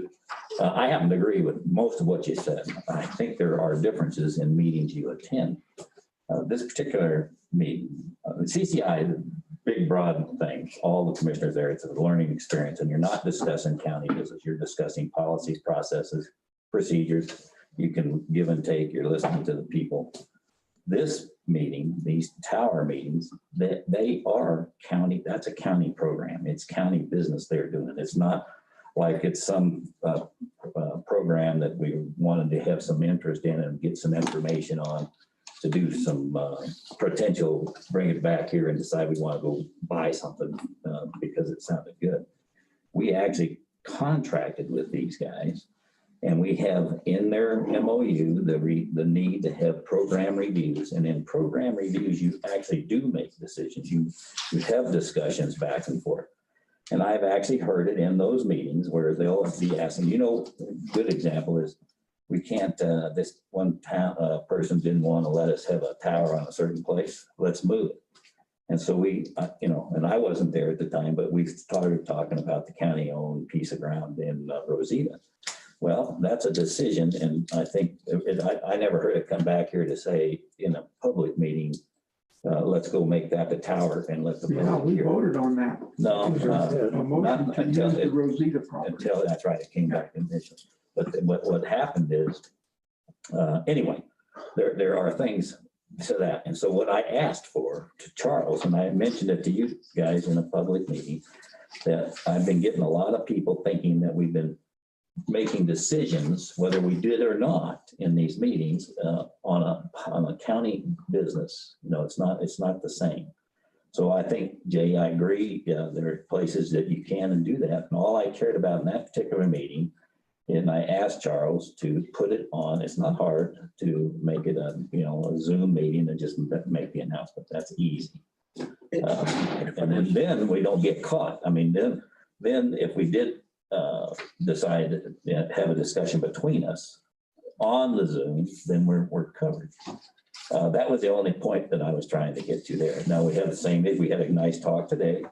We're going to have a meeting with Carmel and Bogle together, and we're going to make it open. It's not a big deal. That was the only issue. And I did not mean to have it appear that I was throwing either one of you out there. I was wanting to make sure Bogle understood where they are. And I never got to finish the point on that other call that we had. There was a point that even the state brought up, made a statement. It says they had assumed we'd had public hearings, that people were behind these tower locations. We haven't had any No. public hearings. Not yet. The plan is to Right. have them. But they pointed it out and it says, well, given that we're this far along and apparently there's support and the hearings, and they made that statement, there's awareness in the community. And one of the gals there from the state said, I know when two commissioners are in a meeting, it's a public hearing. That statement was actually made. Is she an attorney or does she have? No, she was one Or is she speaking off cuff? No, she was one of the people that actually disseminate the grants or public authority to do that. So she's been dealing with commissioners in the past. So I just want to keep us clean, that's all, that my concern was. If I respond though, first of all, I 100% agree with you. It's our program. Hang on a second, let me just finish. I 100% agree with you that if this is posted, there's not a question whether we're violating any rules or anything else, and anybody can come visit. So that's a good policy, and I'm not opposed to that at all. But we go to many, many, many meetings that are not. The CCI is not open to the public, but there is definitely decisions made there about how county should operate. We'll bring up things going in our county. They'll talk to us. That's not really the point. The point is, I think, and I don't want to go back to this particular incident because I truly felt differently than you do, and that's fine. I mean, we could feel differently. But going forward, I think if we're in a meeting that wasn't published, and whoever is there, if there's more than one of us, feels that it's going off track, it's incumbent upon them to say, hang on a second, I think this would be a violation of the sunshine laws. And let's recant that and let's move forward without it, or just stop the conversation right there. And I would feel very comfortable with that because I've been to a lot of meetings where both of you or one of the two of you were there, and it's informational. I agree. I don't have an issue with that, Jay. I understand that.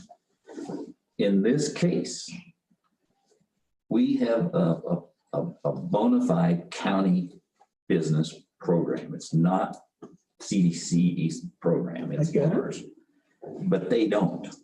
I don't believe Charles, when in that particular meeting, I've heard them do it before. It's our meeting. Matter of fact, remember when we stood it up, they wanted an office on the same level as wandering the halls and working with our finance and all that nonsense. They don't understand that it is our money. It is our program. They put a lot of work into it, and I understand why they feel ownership. But it's important to understand because they're pushing down the path to build the towers, and for some reason they're not paying attention to the fiber program. We have a disconnect, then we lose. We have a problem. it is our program. We need to manage it. That was my only point. So, Well, actually, it was a whole lot different than the way you're portraying it right Well- now, but I don't really want to get into that. I don't want to get into that either, but I understand. I don't have problems. I don't have problems going to CCI. And we never have sat there and decided, you know what, let's go do that and let's cut a deal here and we'll get into the meeting. Well, I think We'll we vote have. this way. I think we have No. sat at dinner, the three of us, and said, that was a wonderful idea. Let's implement that. I think that is a violation of sunshine law. Personally, It is. That's why I say I don't think we actively don't do that if we were in CCI. I avoid saying that. I agree we ought to go discuss it in an open meeting and make a decision. Anyways, we have to, it's like Clint said, it's a tough line to walk. It's fuzzy. okay, well, Yeah, and I'll tell you, I don't want to operate out of fear of saying, oh my God, I better not go to this meeting because I might violate the sunshine law. We can't be effective No, we're not. leaders in this county if we're so damn worried about what somebody's going to think. We have to do our job, do it to the best of our ability, try to adhere to every rule that we're aware of. That's right. If somebody complains, I think you were violent. Go ahead and complain. Complain all you want. I don't care. I'm going to do my job and do it to the best of my ability. That's it. I'm not going to quit sitting on these meetings because that would make me an ineffective commissioner. If the lines start getting blurred, I have the ability, either one, not to enter into that conversation. Don't say a word. Or do as Jay suggested, say, hey, you guys, we're bound by the open sunshine laws, not comfortable with this decision going there, or I'm certainly not going to address your question or Right. whatever. If we can't do that, let's get the hell out of We're here. going in circles. I agree. And I agreed with you. I said that. I said I had a different reason for what went on that particular meeting. And it is our county meeting. That's my whole point. And I do worry about meetings. We always should. We're not ignoring the rules. We're doing the best we can. And I agree if it gets off track, we stop it. Piece of cake. Well, I can't agree with that, Bill. I look at it differently. It depends on whose You meeting it just is. said I'm trying to repeat the same thing. If it's somebody else's meeting, we don't have the authority to stop it. That's our meeting. Those meetings are our meetings, Tom. We've asked them to do them for us. Correct. That's it. And so we have every right to help and have them structure it for the best of the program as we are managing it. We are the manager for it. In the end, I'm not going to go down and tell the airport board, you got to stop meetings. You can't have this meeting. I can choose not to participate in that discussion and say, I think this is going to violate the open sunshine law. I'm not going all right, let to. me make a point. You brought it up. We all have our points of contact where we are the focal point to bring things to the commissioners so we can vote. And that's the reason we're there.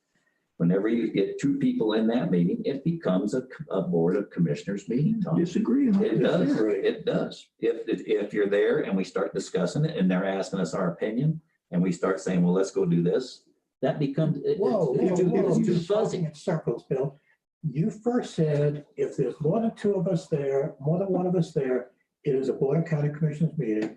And I said, wrong. And then you said, after that, you said, if we start making decisions, we're violating the law. And I agree with that part. 100% with So that. there's two separate issues there, Right. but you melded them I together. didn't mean to meld it. But just because two or more of us are in a meeting, to me, does nothing to change the status of the meeting.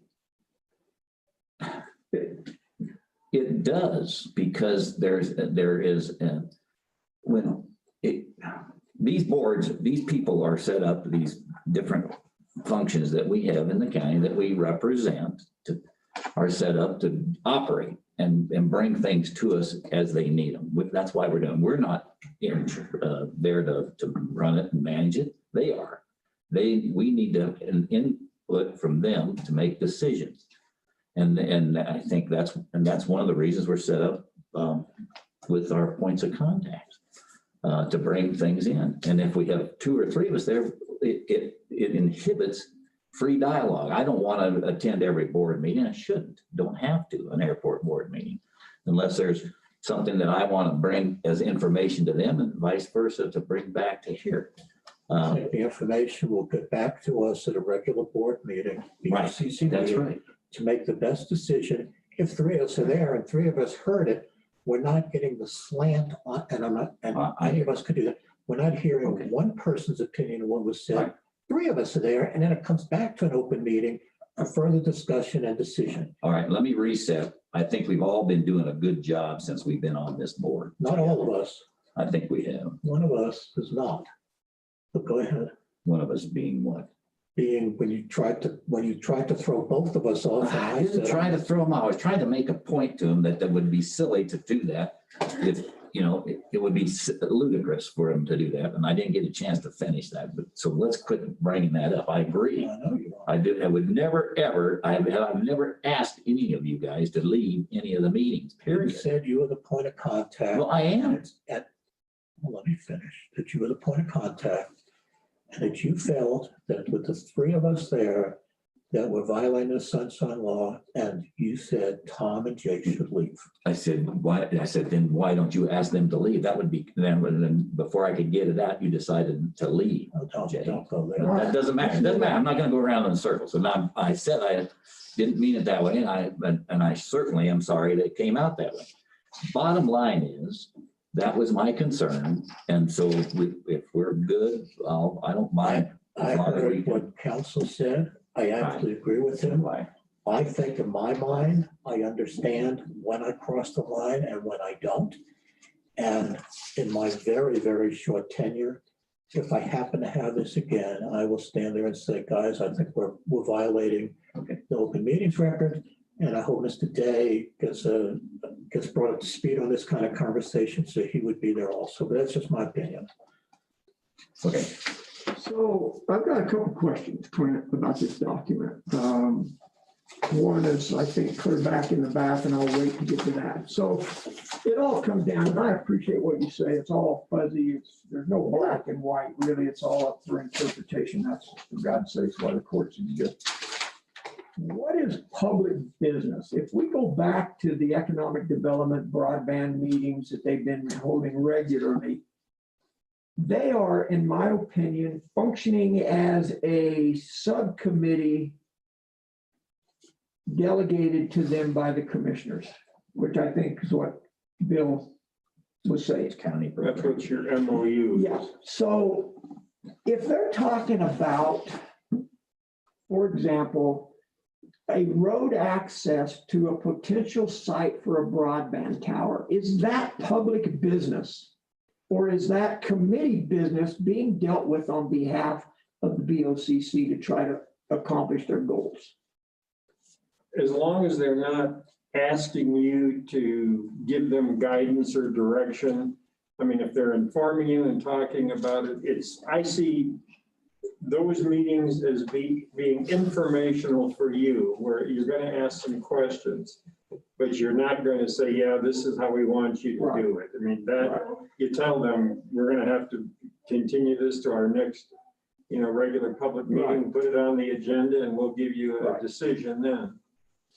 But is they're in the weeds, they're dissecting their job, they're doing what they were tasked to do in a committee meeting, which is really what they are.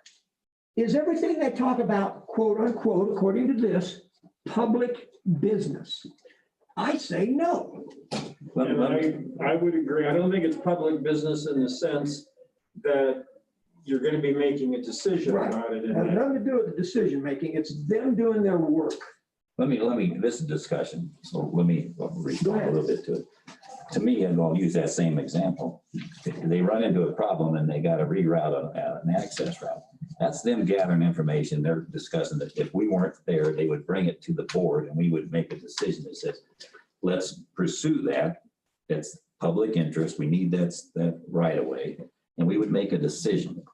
If in that meeting, they're looking at you and me and they're saying, what do you think, guys? Should we remove it? And we nod our heads, that we can't do. Right. So that, but I've seen it happen in Jay, and this is I'm not meant to be picking on you or anything, but in other meetings, I have seen you get passionate about something that's presented and you say, that's the greatest idea I ever had, and you have my support. You in effect have given your vote. If you were going to be in a meeting, we would have had that discussion. Examples to that, or yeah, I have. Oh, I can't remember. I remember seeing you in the courtroom when we were arguing about something, and you took a very vocal stand. Might have been on dark skies, or it might have been on something else.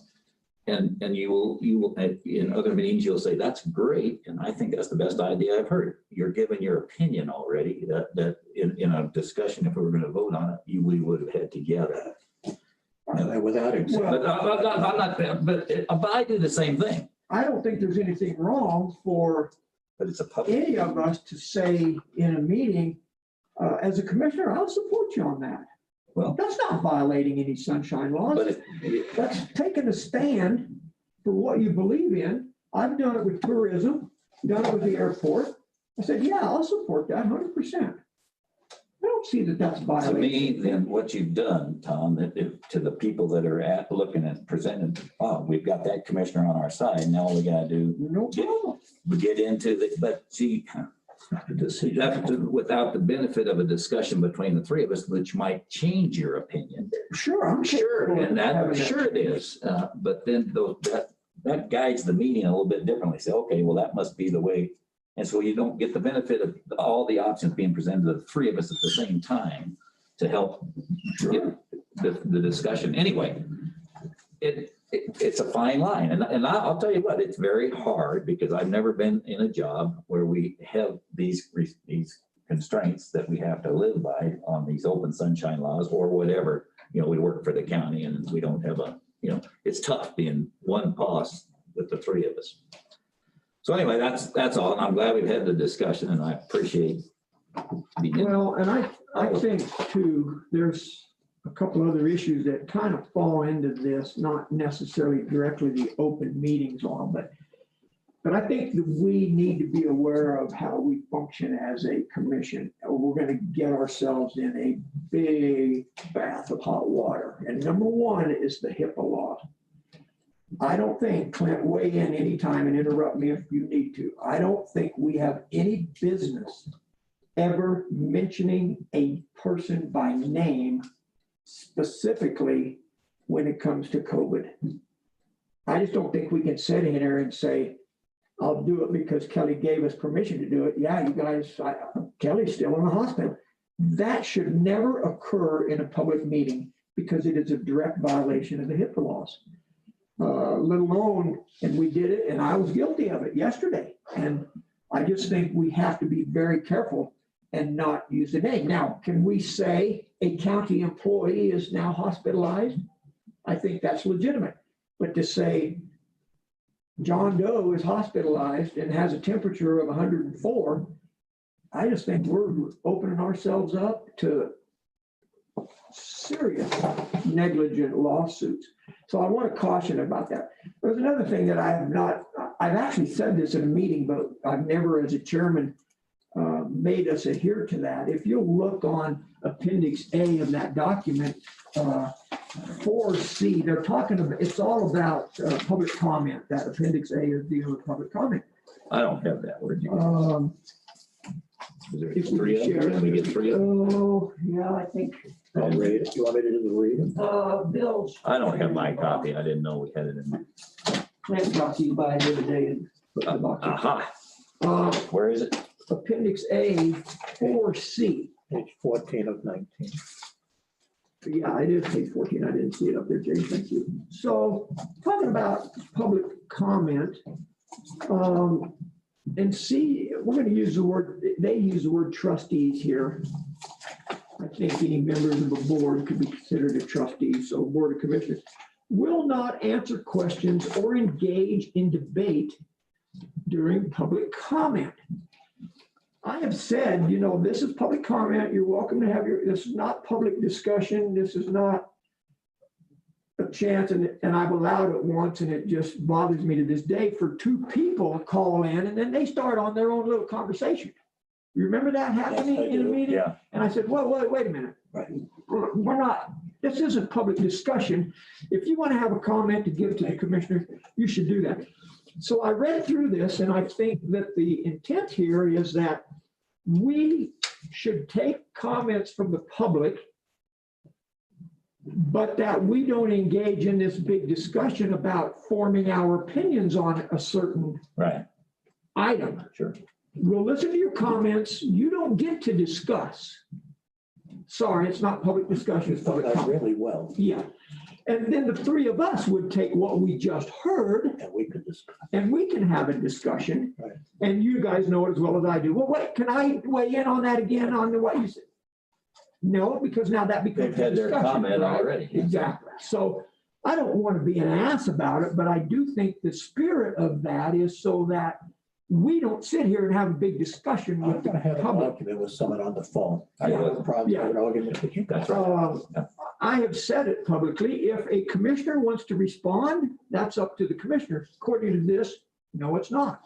Now, I don't know that this is based on law anywhere more than somebody's opinion. Right. What do you think, Clint? And this whole answering questions, why is so-and-so doing it? We're not going to get into that. But what do you think, Clint? Yeah. Is it a statute or is it a Robert's rule issue? First of all, public comment is not required. It's something that is urged and you do it. But that's what it is. It's public comment, not a public discussion. If they want to discuss something, it should be an agenda item where they've asked to be Get on the agenda. and discuss it with you. But otherwise, you're asking for comment on a matter, usually before you're going to make a vote on it. Right. But it's also general public comment. They can call in, say, I think the roads are in bad shape, or, and you just say, thank you for your comment, and that should be the end of it. Yeah, because it's ludicrous to sit here and think that one of us is going to say, well, I disagree. I don't think your roads are in bad shape. And I've done it. I did it on roads specifically up by the Alpine. I got into an argument with somebody about that in public comment. Unacceptable, in my opinion. I just think that if we all agree that, hey, we're going to take these as comments to us, not discussions, not arguments, we will listen to what you have to say. And then their hope should be that we would take that into account, right? That's right. It's a On fact. how we vote It's or whatever. data to Yeah. mull around in your mind. It might change your opinion one way or the other. And then there was one other thing I wanted to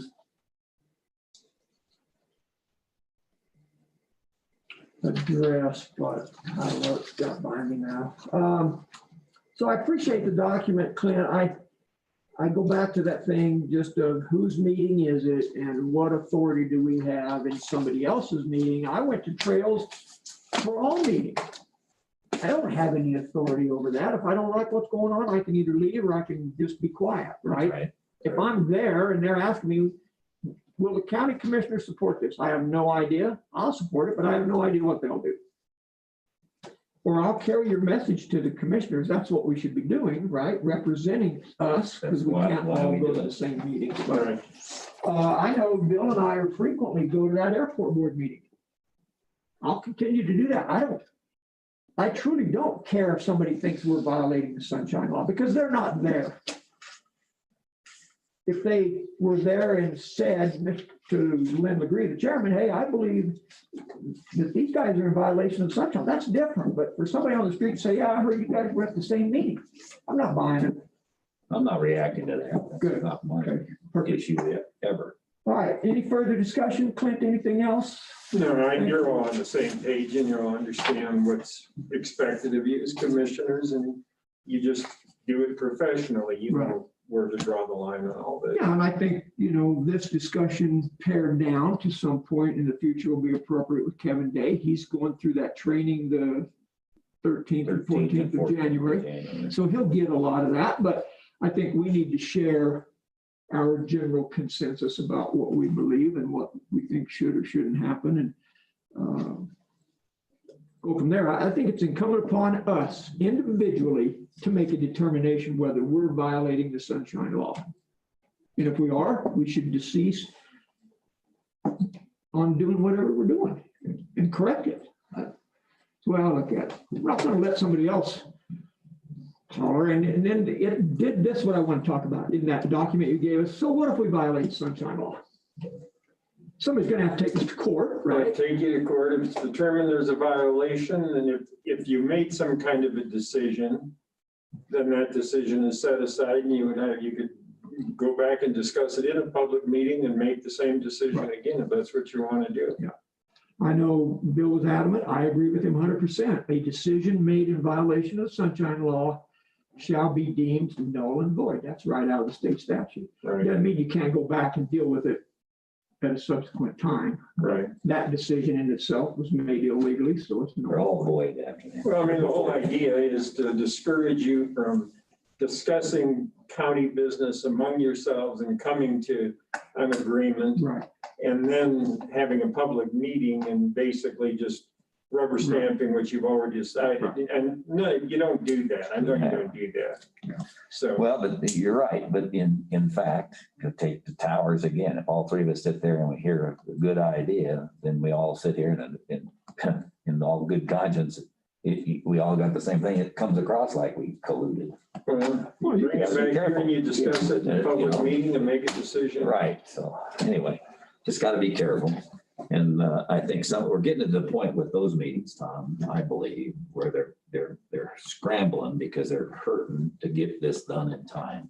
And they're looking at us as support. They're lobbying us in those meetings as opposed to giving us facts to make decisions with. And so that's why we have to be careful. You know, and then, for example, the hearings, I don't know when I'm really uneasy with the fact that we've got these sites picked out where it appears to the EDA and the people out there that they're already been, the public's behind it, and they're not yet, which is something I've been on ever since the day they proposed it in this room. And they said, these are where the sites are going to be. And that was, well, as long as we get agreement and we get concurrence from the landowners and we can meet the criteria, that's fine. But we went ahead and they implied to a lot of the people when they briefed it that we had gotten public agreement. We haven't yet. So I'm just a little worried, that's all. yeah. Well, I missed a couple of those meetings, but from day one, I was adamant about this has got to go through the process. We're going to have public hearings on these. Yeah. Unless that changes, Yeah, which there's still zoning some law. discussion about whether or not those broadband towers are going to have a As special far use as I permit. know, Yes, as far as I know, and I think I've been to almost all of them except the last one, never has there been any discussion that this is the site. There's no Discussion proposed was, sites, right? this isn't the site that we're gonna ask the EDA, but they all know it's gonna have to go to public hearings, and the ultimate decision is gonna be us, based upon what the public tells us and what we feel is best for the county. Yeah, I'm just worried though, Jay, that Trent Thompson thinks that there's more agreement from the landowners than what I think, than what there is. And that may be a very true statement, Bill, but Because of we what I won't know that until we invite the landowners in. I know. I drive Rosita Road, there's two fairly large Sure. signs that Don't say want- no towers in Rosita. But that's just on two individual persons' property. So we need to get them in, plus others who may want it. So yes, ultimately, before this project is finalized, it's gonna have to go through the planning and zoning process. That's always, And all that stuff. in my view, been the business case that they were supposed and did present to DOLA and then present to the EDA. In each case, they all look at that, well, have you got the towers located and is it real? The agreements. Right, and they have They letter. letters of intent. Which we signed all those. Possibly, but the letter of intent doesn't guarantee that that'll happen there because the hearings haven't occurred. Right. Right. So, I'll agree with that. No, and I thought that was one of the reasons DOLA allowed them to have the money that they had to go get the engineering done and get the things necessary to meet the business case. And that would be, the hearings, I think, are part of that. We heard that discussion the other day. Yeah, Clint, I wonder if, and gentlemen, I'll ask you the same thing, if maybe we shouldn't have a workshop with EDC. And then maybe as part of that workshop, bring Jackie and yourself in there and determine what we have to do about these tower sites and do that a little ahead of time instead of waiting until the last minute. Yeah. I don't think unequivocally it has been determined that those tower sites have to go through a special use permit. I believe they do, but I don't think Jackie does too. we can. Well, and if that's going to be a decision, then you don't want it in a workshop. You want that in a Right. meeting. Because you are going to be making a decision whether or not there will. Yeah, workshop will just go in circles and have to meet anyway. Yeah, I was thinking a workshop for information from EDC information from Jackie to say, this is my opinion, this is what's got to happen. And not to make a decision, obviously, no. Yeah, for everybody. Get everybody in Well, and say, okay, bring us up to speed. Where are we at? What's going on? They can tell us that. I would think. Well, And that's a workshop, that's informational. see, to me, you go back to our MOU. That's what, when we outline technical interchange meetings, program management reviews, those kinds of things, those are the meetings that we should call, that we call, and have the right to call to get that kind of information. And but we will have to call it either a workshop or we don't have to call a workshop if we don't want No, to. We can have that with them there and have that meeting and say, all right, I would prefer that personally, so that we can move down the road. I agree with you. I would rather do that now. Just call it a special board meeting. Do that at a meeting. So we could say, what do you guys think? Let's That's right. vote on it. Let's move on. Right, and because then we're safe. We just saved a step. And we can move forward, because those guys are still dealing with EDA. Right. Without us. They're bringing stuff to them as Custer County. They represent us, and they are implying that we've already agreed. I appreciate them doing that, but they're not gonna make a As long as it- decision until it comes to That's us right. to make that. Well, That's right. so the downside of a special meeting, then we kick in other things. One, sitting right over there, Miss Kelly's gonna have to be there. Well, that's part of doing business. So if it's just for information, You can deputize. then I'm them. fine with a workshop. If it's something that we think we're gonna be voting on, then obviously we'd have to have a meeting. So, and maybe we can put that as the last agenda item on a regular meeting. And it doesn't matter how long it takes. I'm fine That's with right. that. That's right. I would do that. And that way, I'm sure Kelly figures, well. And narrow I'll be out of there by the a certain scope so time. that we're not beating around the bush for 2 hours. We can narrow it down. All right, what are we gonna do about the tower locations? What are the steps? Keep it narrow.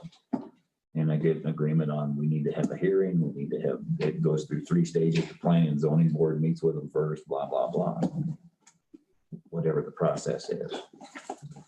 Because I think in their zeal to get this done, I think Dale and Charles don't understand the law that we have to follow to make things happen.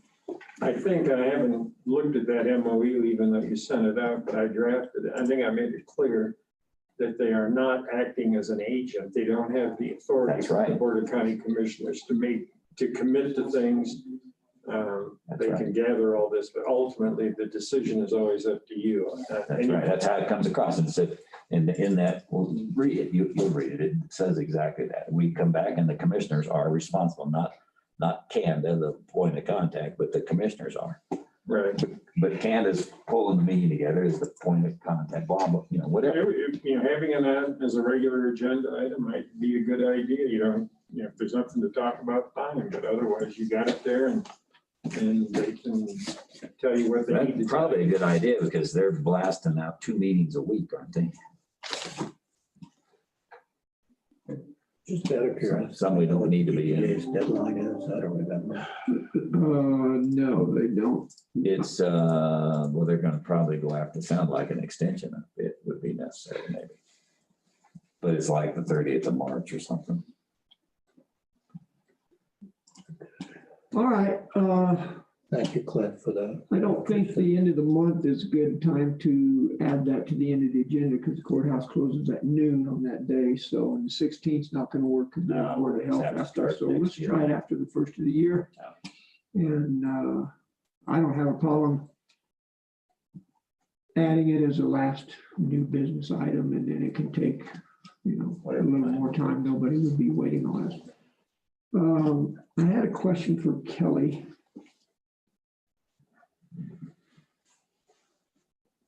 I'm sorry, I got away with this. Had pertaining to something we talked about this morning in this meeting. I wanted to get your perspective on it, but anyway, should have wrote it down. Yeah, and I just want to throw out another editorial comment about us as commissioners, and again, with respect to Kevin coming on. I wonder if we couldn't adopt an approach to say, okay, if we have a speaker, and I'm bad about it. If we have a speaker, let's say Kelly's going to give a presentation on elections, that we sit there and let her give her entire presentation, and then we ask questions. I get to thinking we get very disjointed and a lot of interruptions, when it might be better off that we just quick jot down our questions as we go and then come back. Sometimes I get the sense, for me, if I don't ask a question right now, one, I'll forget it, write it down, that takes care of that. Or two, that I seem like if I don't say something, then that speaker's going to assume I'm all in on whatever they're talking about. And so sometimes I want to say, well, wait a minute, I don't agree with, and I've done it. I don't agree with what you just said. Maybe we should wait, let them say everything, whether it's speakers, Clint, anybody, us, say everything you're going to say, and then we can come back and have a conversation or questions. I don't know. It's just what I've been thinking about. I can't operate that way because it's hard. Just like you said, you write it down and then you lose the context. It depends on what the briefing's about. If it's something to educate us and they're inviting questions, like the skin dudes did the other day, it'd be silly to wait because then, you lose it. Yeah. I'm pretty reactionary. I think you are too. Yeah, you Bill. want to learn. I'd like to deal with it right then and there. Jay, I've seen you do the same thing, so I think we're probably all in the same boat. But if somebody were to say, I'm going to give you this presentation, stop me anytime, all bets are off. If I may, sir, the only reason that I think your point's really well taken. However, if the person is speaking and we're not following the train of thought, or it becomes confusing, hang on a second. Let's get clarification. What are we talking about? I think that's appropriate so we can at least follow what the discussion is. Okay. Yeah, I agree. Yeah, I don't know that it has to be totally sealed, but. Well, you don't want to be impolite, but you got to get the answers. You got to they respect them. Okay. All right. Anything else? Kind of went off the rails a little, but for the health of the order, I hope. Next item is consideration of hiring a BOCC admin assistant. I think it'd be appropriate to have a discussion, and then if there's some motion come out of that, I'm good with that as chair. I would like to see us try to get one hired before, clearly before the end of December, and probably before. So what do you have in mind on this book? I had thrown out, I wanted to throw out December 14th, 15th, 17th, or the 18th to conduct the interviews and make a decision that day and offer a contract or offer not a contract, but position. So you want to just work it? All one day. We can't do it on the 14th. We're already tied up. We Well, are? 2:00 fiber meeting, but You said all day. How many? Well, there's 3 applicants. We can do it before the 2:00 one. I can't though. Okay, that's fine. I just threw those out as a place to start the discussion. I don't have any big buy-in on any of them. I'm a little concerned that if we looming deadline of 2:00, we may not give justice to the 3 candidates, especially the last one if we're in a rush. Can I throw out the 17th and we'll just not go to the airport meeting? Well, that's on the 16th, 17th. 17th, that's okay. There's no obligation to go to the airport. I mean, I always get a hold of Lynn and say, hey, I'm not gonna be able to make it. I got this. Oh, no problem, no problem. Yeah, They like those are to be options. there they're because very functional. It's not like some of the meetings we go, I'm sorry, Tom. Some of the meetings we go to, you kind of sit there and go, how do you guys get anything done? But the airport's not one of them, so I'm not concerned about them. My sense from being at those airport meetings, they like to have commissioners down there because it's political, Sure. right? I mean, come on, there's no sense beating around the bush. Sure. They, just like us wanting to come down there for having our meeting there and having a hamburger fry, that helps them. That's political prowess. I don't have a problem with that, but I'm good with 17th, 18th. I don't have anything. I don't have anything on the 15th, but you said that wasn't a good day for The you. 18th and the 15th are bad days for me, but I could make them work. Well, I can't make the 18th work. I'm getting a shot in my eye that day. If you do the interviews in the morning, you might still have time to go out to the Live a Good Ranch that afternoon if you want to try to get it. Yeah, over. that's what we ought to do. That's true too. Yeah, circle back around to where we were going to talk about that. I would think if we start those interviews, if we can, with those candidates at 9, we should finish up at noon On Thursday. on That's Thursday, like and tomorrow. then the afternoon, no, next Oh, Thursday, week 17th. 17th. Okay. That would give Donna, I mean, it'd give those people plenty of lead time. Friday doesn't work for you, Tuesday doesn't work for you. I could make Tuesday work if I had to. Could that be a secondary, Certainly. Bill, what do you think? That'll work. Target the 17th, and if that doesn't work, the 15th? 9 o'clock both days, with the thought of trying to be done by noon? Where are these applicants all in the valley here? No, I have no idea. Have to travel, Yeah, they all- Are they? get here by 9. I know of one. Well, actually, I know of 2, but I don't know them. I just know of them. One of them used to volunteer in the county system, so it's only the way I know that person. So let's, I would move that we select November 17th at 9 a.m. to interview candidates for BOCC administrative assistant. I appreciate that. Thank you. And then I'll include in my motion to follow with a special BOCC meeting to make a determination and offer the job position. Why do we have to have a special when you want to? Well, we're gonna make a decision. So what Why don't we happens do it in on the meeting? 31st? Well, I'd like to get some in here way before then. Well, that's all a week of the holiday anyway. Well, Well, there's 1.5 days, right? 2 days.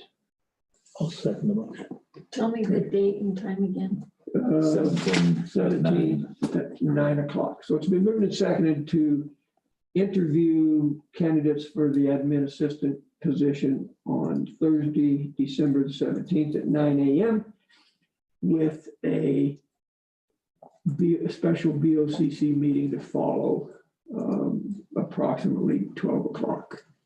oh, on the same day. You're saying, okay. Discussion? Yeah, hopefully, I'd love to get somebody in that chair on the 21st if it's possible. Discussion on Mr. Davy available that day, do you think? He said he would become available. Perfect. Yeah. So, yep. Thank you for asking. Again, I think the intent of my motion, the spirit of the motion was that it's all dependent upon whether or not the candidates can make it. And then I would also add to that motion, select Tuesday, December 15th as a second choice. Perfect. 9 o'clock. Which day? Tuesday, December 15th. I'm good. Can I make a suggestion? Yes, go ahead. I think instead of a special BOCC meeting to follow, you need to pick an actual time. To start it, yeah, you're right. So we I can can post it. put it, Yeah. yeah. I posted. Let's do 1 o'clock. Is that enough time for 3? Yeah. that's Yeah, it's enough Yeah, time. and probably allow us a chance to go grab a quick bite to eat. That's fine. So, yeah, good point, Kelly. Thank you. So BOCC meeting at 1. Do we need to call that a special meeting, Kelly, you think? Okay, 1 p.m. That'll be the only thing on the agenda unless something else comes up, which we can have other things on the special agenda. Sure. Or special meeting agenda, but unless I hear otherwise, that'll be the only thing. Okay, further discussion? That position, just so you know, and maybe you do, I didn't, so I had to ask, that vacancy announcement is open until we fill the position. So there was no terminal date on the newspaper ad or anything else. So if we find out we don't offer it to either one of those three, then nothing changes. We That's just the keep same. pressing on. That makes sense. And then Kara did say to me one-on-one that she would be willing to come in and help transition whatever she could. So, further discussion about that? Public comment? Hearing none, we'll proceed to vote on interviewing candidates for the administrative assistant on Thursday, December 17th at 9 a.m. with a BOCC meeting to be scheduled at 1 p.m. For the purpose of selecting a candidate. All in favor, say aye. Commissioner Flower, aye. Commissioner Prince. Aye. Commissioner Kanda. Aye. And that motion carries. All right. Any other items of business? Thank you, sir. Appreciate How you about being here. scheduling Oh, yeah. the site visit if that would have to work for you? 2 o'clock. That special meeting shouldn't take long, I wouldn't think. Well, I mean, I can tell, I have an email ready to go. I just was. Let's make We it, couldn't meet out there at 2. We could meet Meet. here at 2. we could be out there by 2:30. I would think. Okay. I'll just go 2:30 p.m., see if that will work. Yeah. And then we can just meet here probably, huh? Yeah, I don't know where Yeah, I was it gonna is. say, I've been out there, but it's been a while, so. Yeah, let's meet here. That's some big old country out there, go wandering around looking for Jackie something. knows how to lead the way. Yeah, okay. Yeah, great case in point about earlier discussion, should we drive individually, drive separately? Can we get the attorney in the same vehicle and all 4 of us drive out there without? I'll ride with Jackie. She likes to have me ride shotgun. Yeah, well, we may need you to ride with us so you could legally represent us in a lawsuit of open meetings law violation. I'll just put my phone in and record the whole. There you go. That's right. Or go out the window. Can I make a comment? Go ahead. If in fact there's a bunch of snow on the ground that day, That day's sun. and I understand, but there still may be a lot of snow. And for whatever reason, I'm not able to do soil and water samples. What's the purpose of going out? Okay, well, clarification, I don't think the purpose we're going out there is to take water and soil I samples. understand, it's to see the It's to carnage. look, and I agree, if we can't see the ground, there's no point in going, in my opinion. That's my point. Would you concur with that? So I would say dependent upon the conditions, the weather conditions, not necessarily if it's snowing, but if there's 3 or 4 inches of snow on the ground, there's no point in us going out there. I don't think. I'm not digging down to see if I can find bombs, I can tell you that. Yeah, hopefully there's not enough to find, but would you agree there, Bill? So that makes sense, Clint, that Yeah. there's a lot Can of always snow cancel. cover, there's no Easy to point. cancel, it's just us going. Or does the lawyer have to be there with us? Yeah. And one of the principals publicly invited us, so, Yeah. you had said earlier, I don't think the landowners have a problem with us going out there. I don't think they do either. I agree. They've already extended the invitation. So, Yeah, but as a lawyer, I want to work through their lawyer, right, Right. as long as he's not totally unreasonable. But I explained I can always get a warrant to go out there if I have to, but I'd rather do it by cooperative.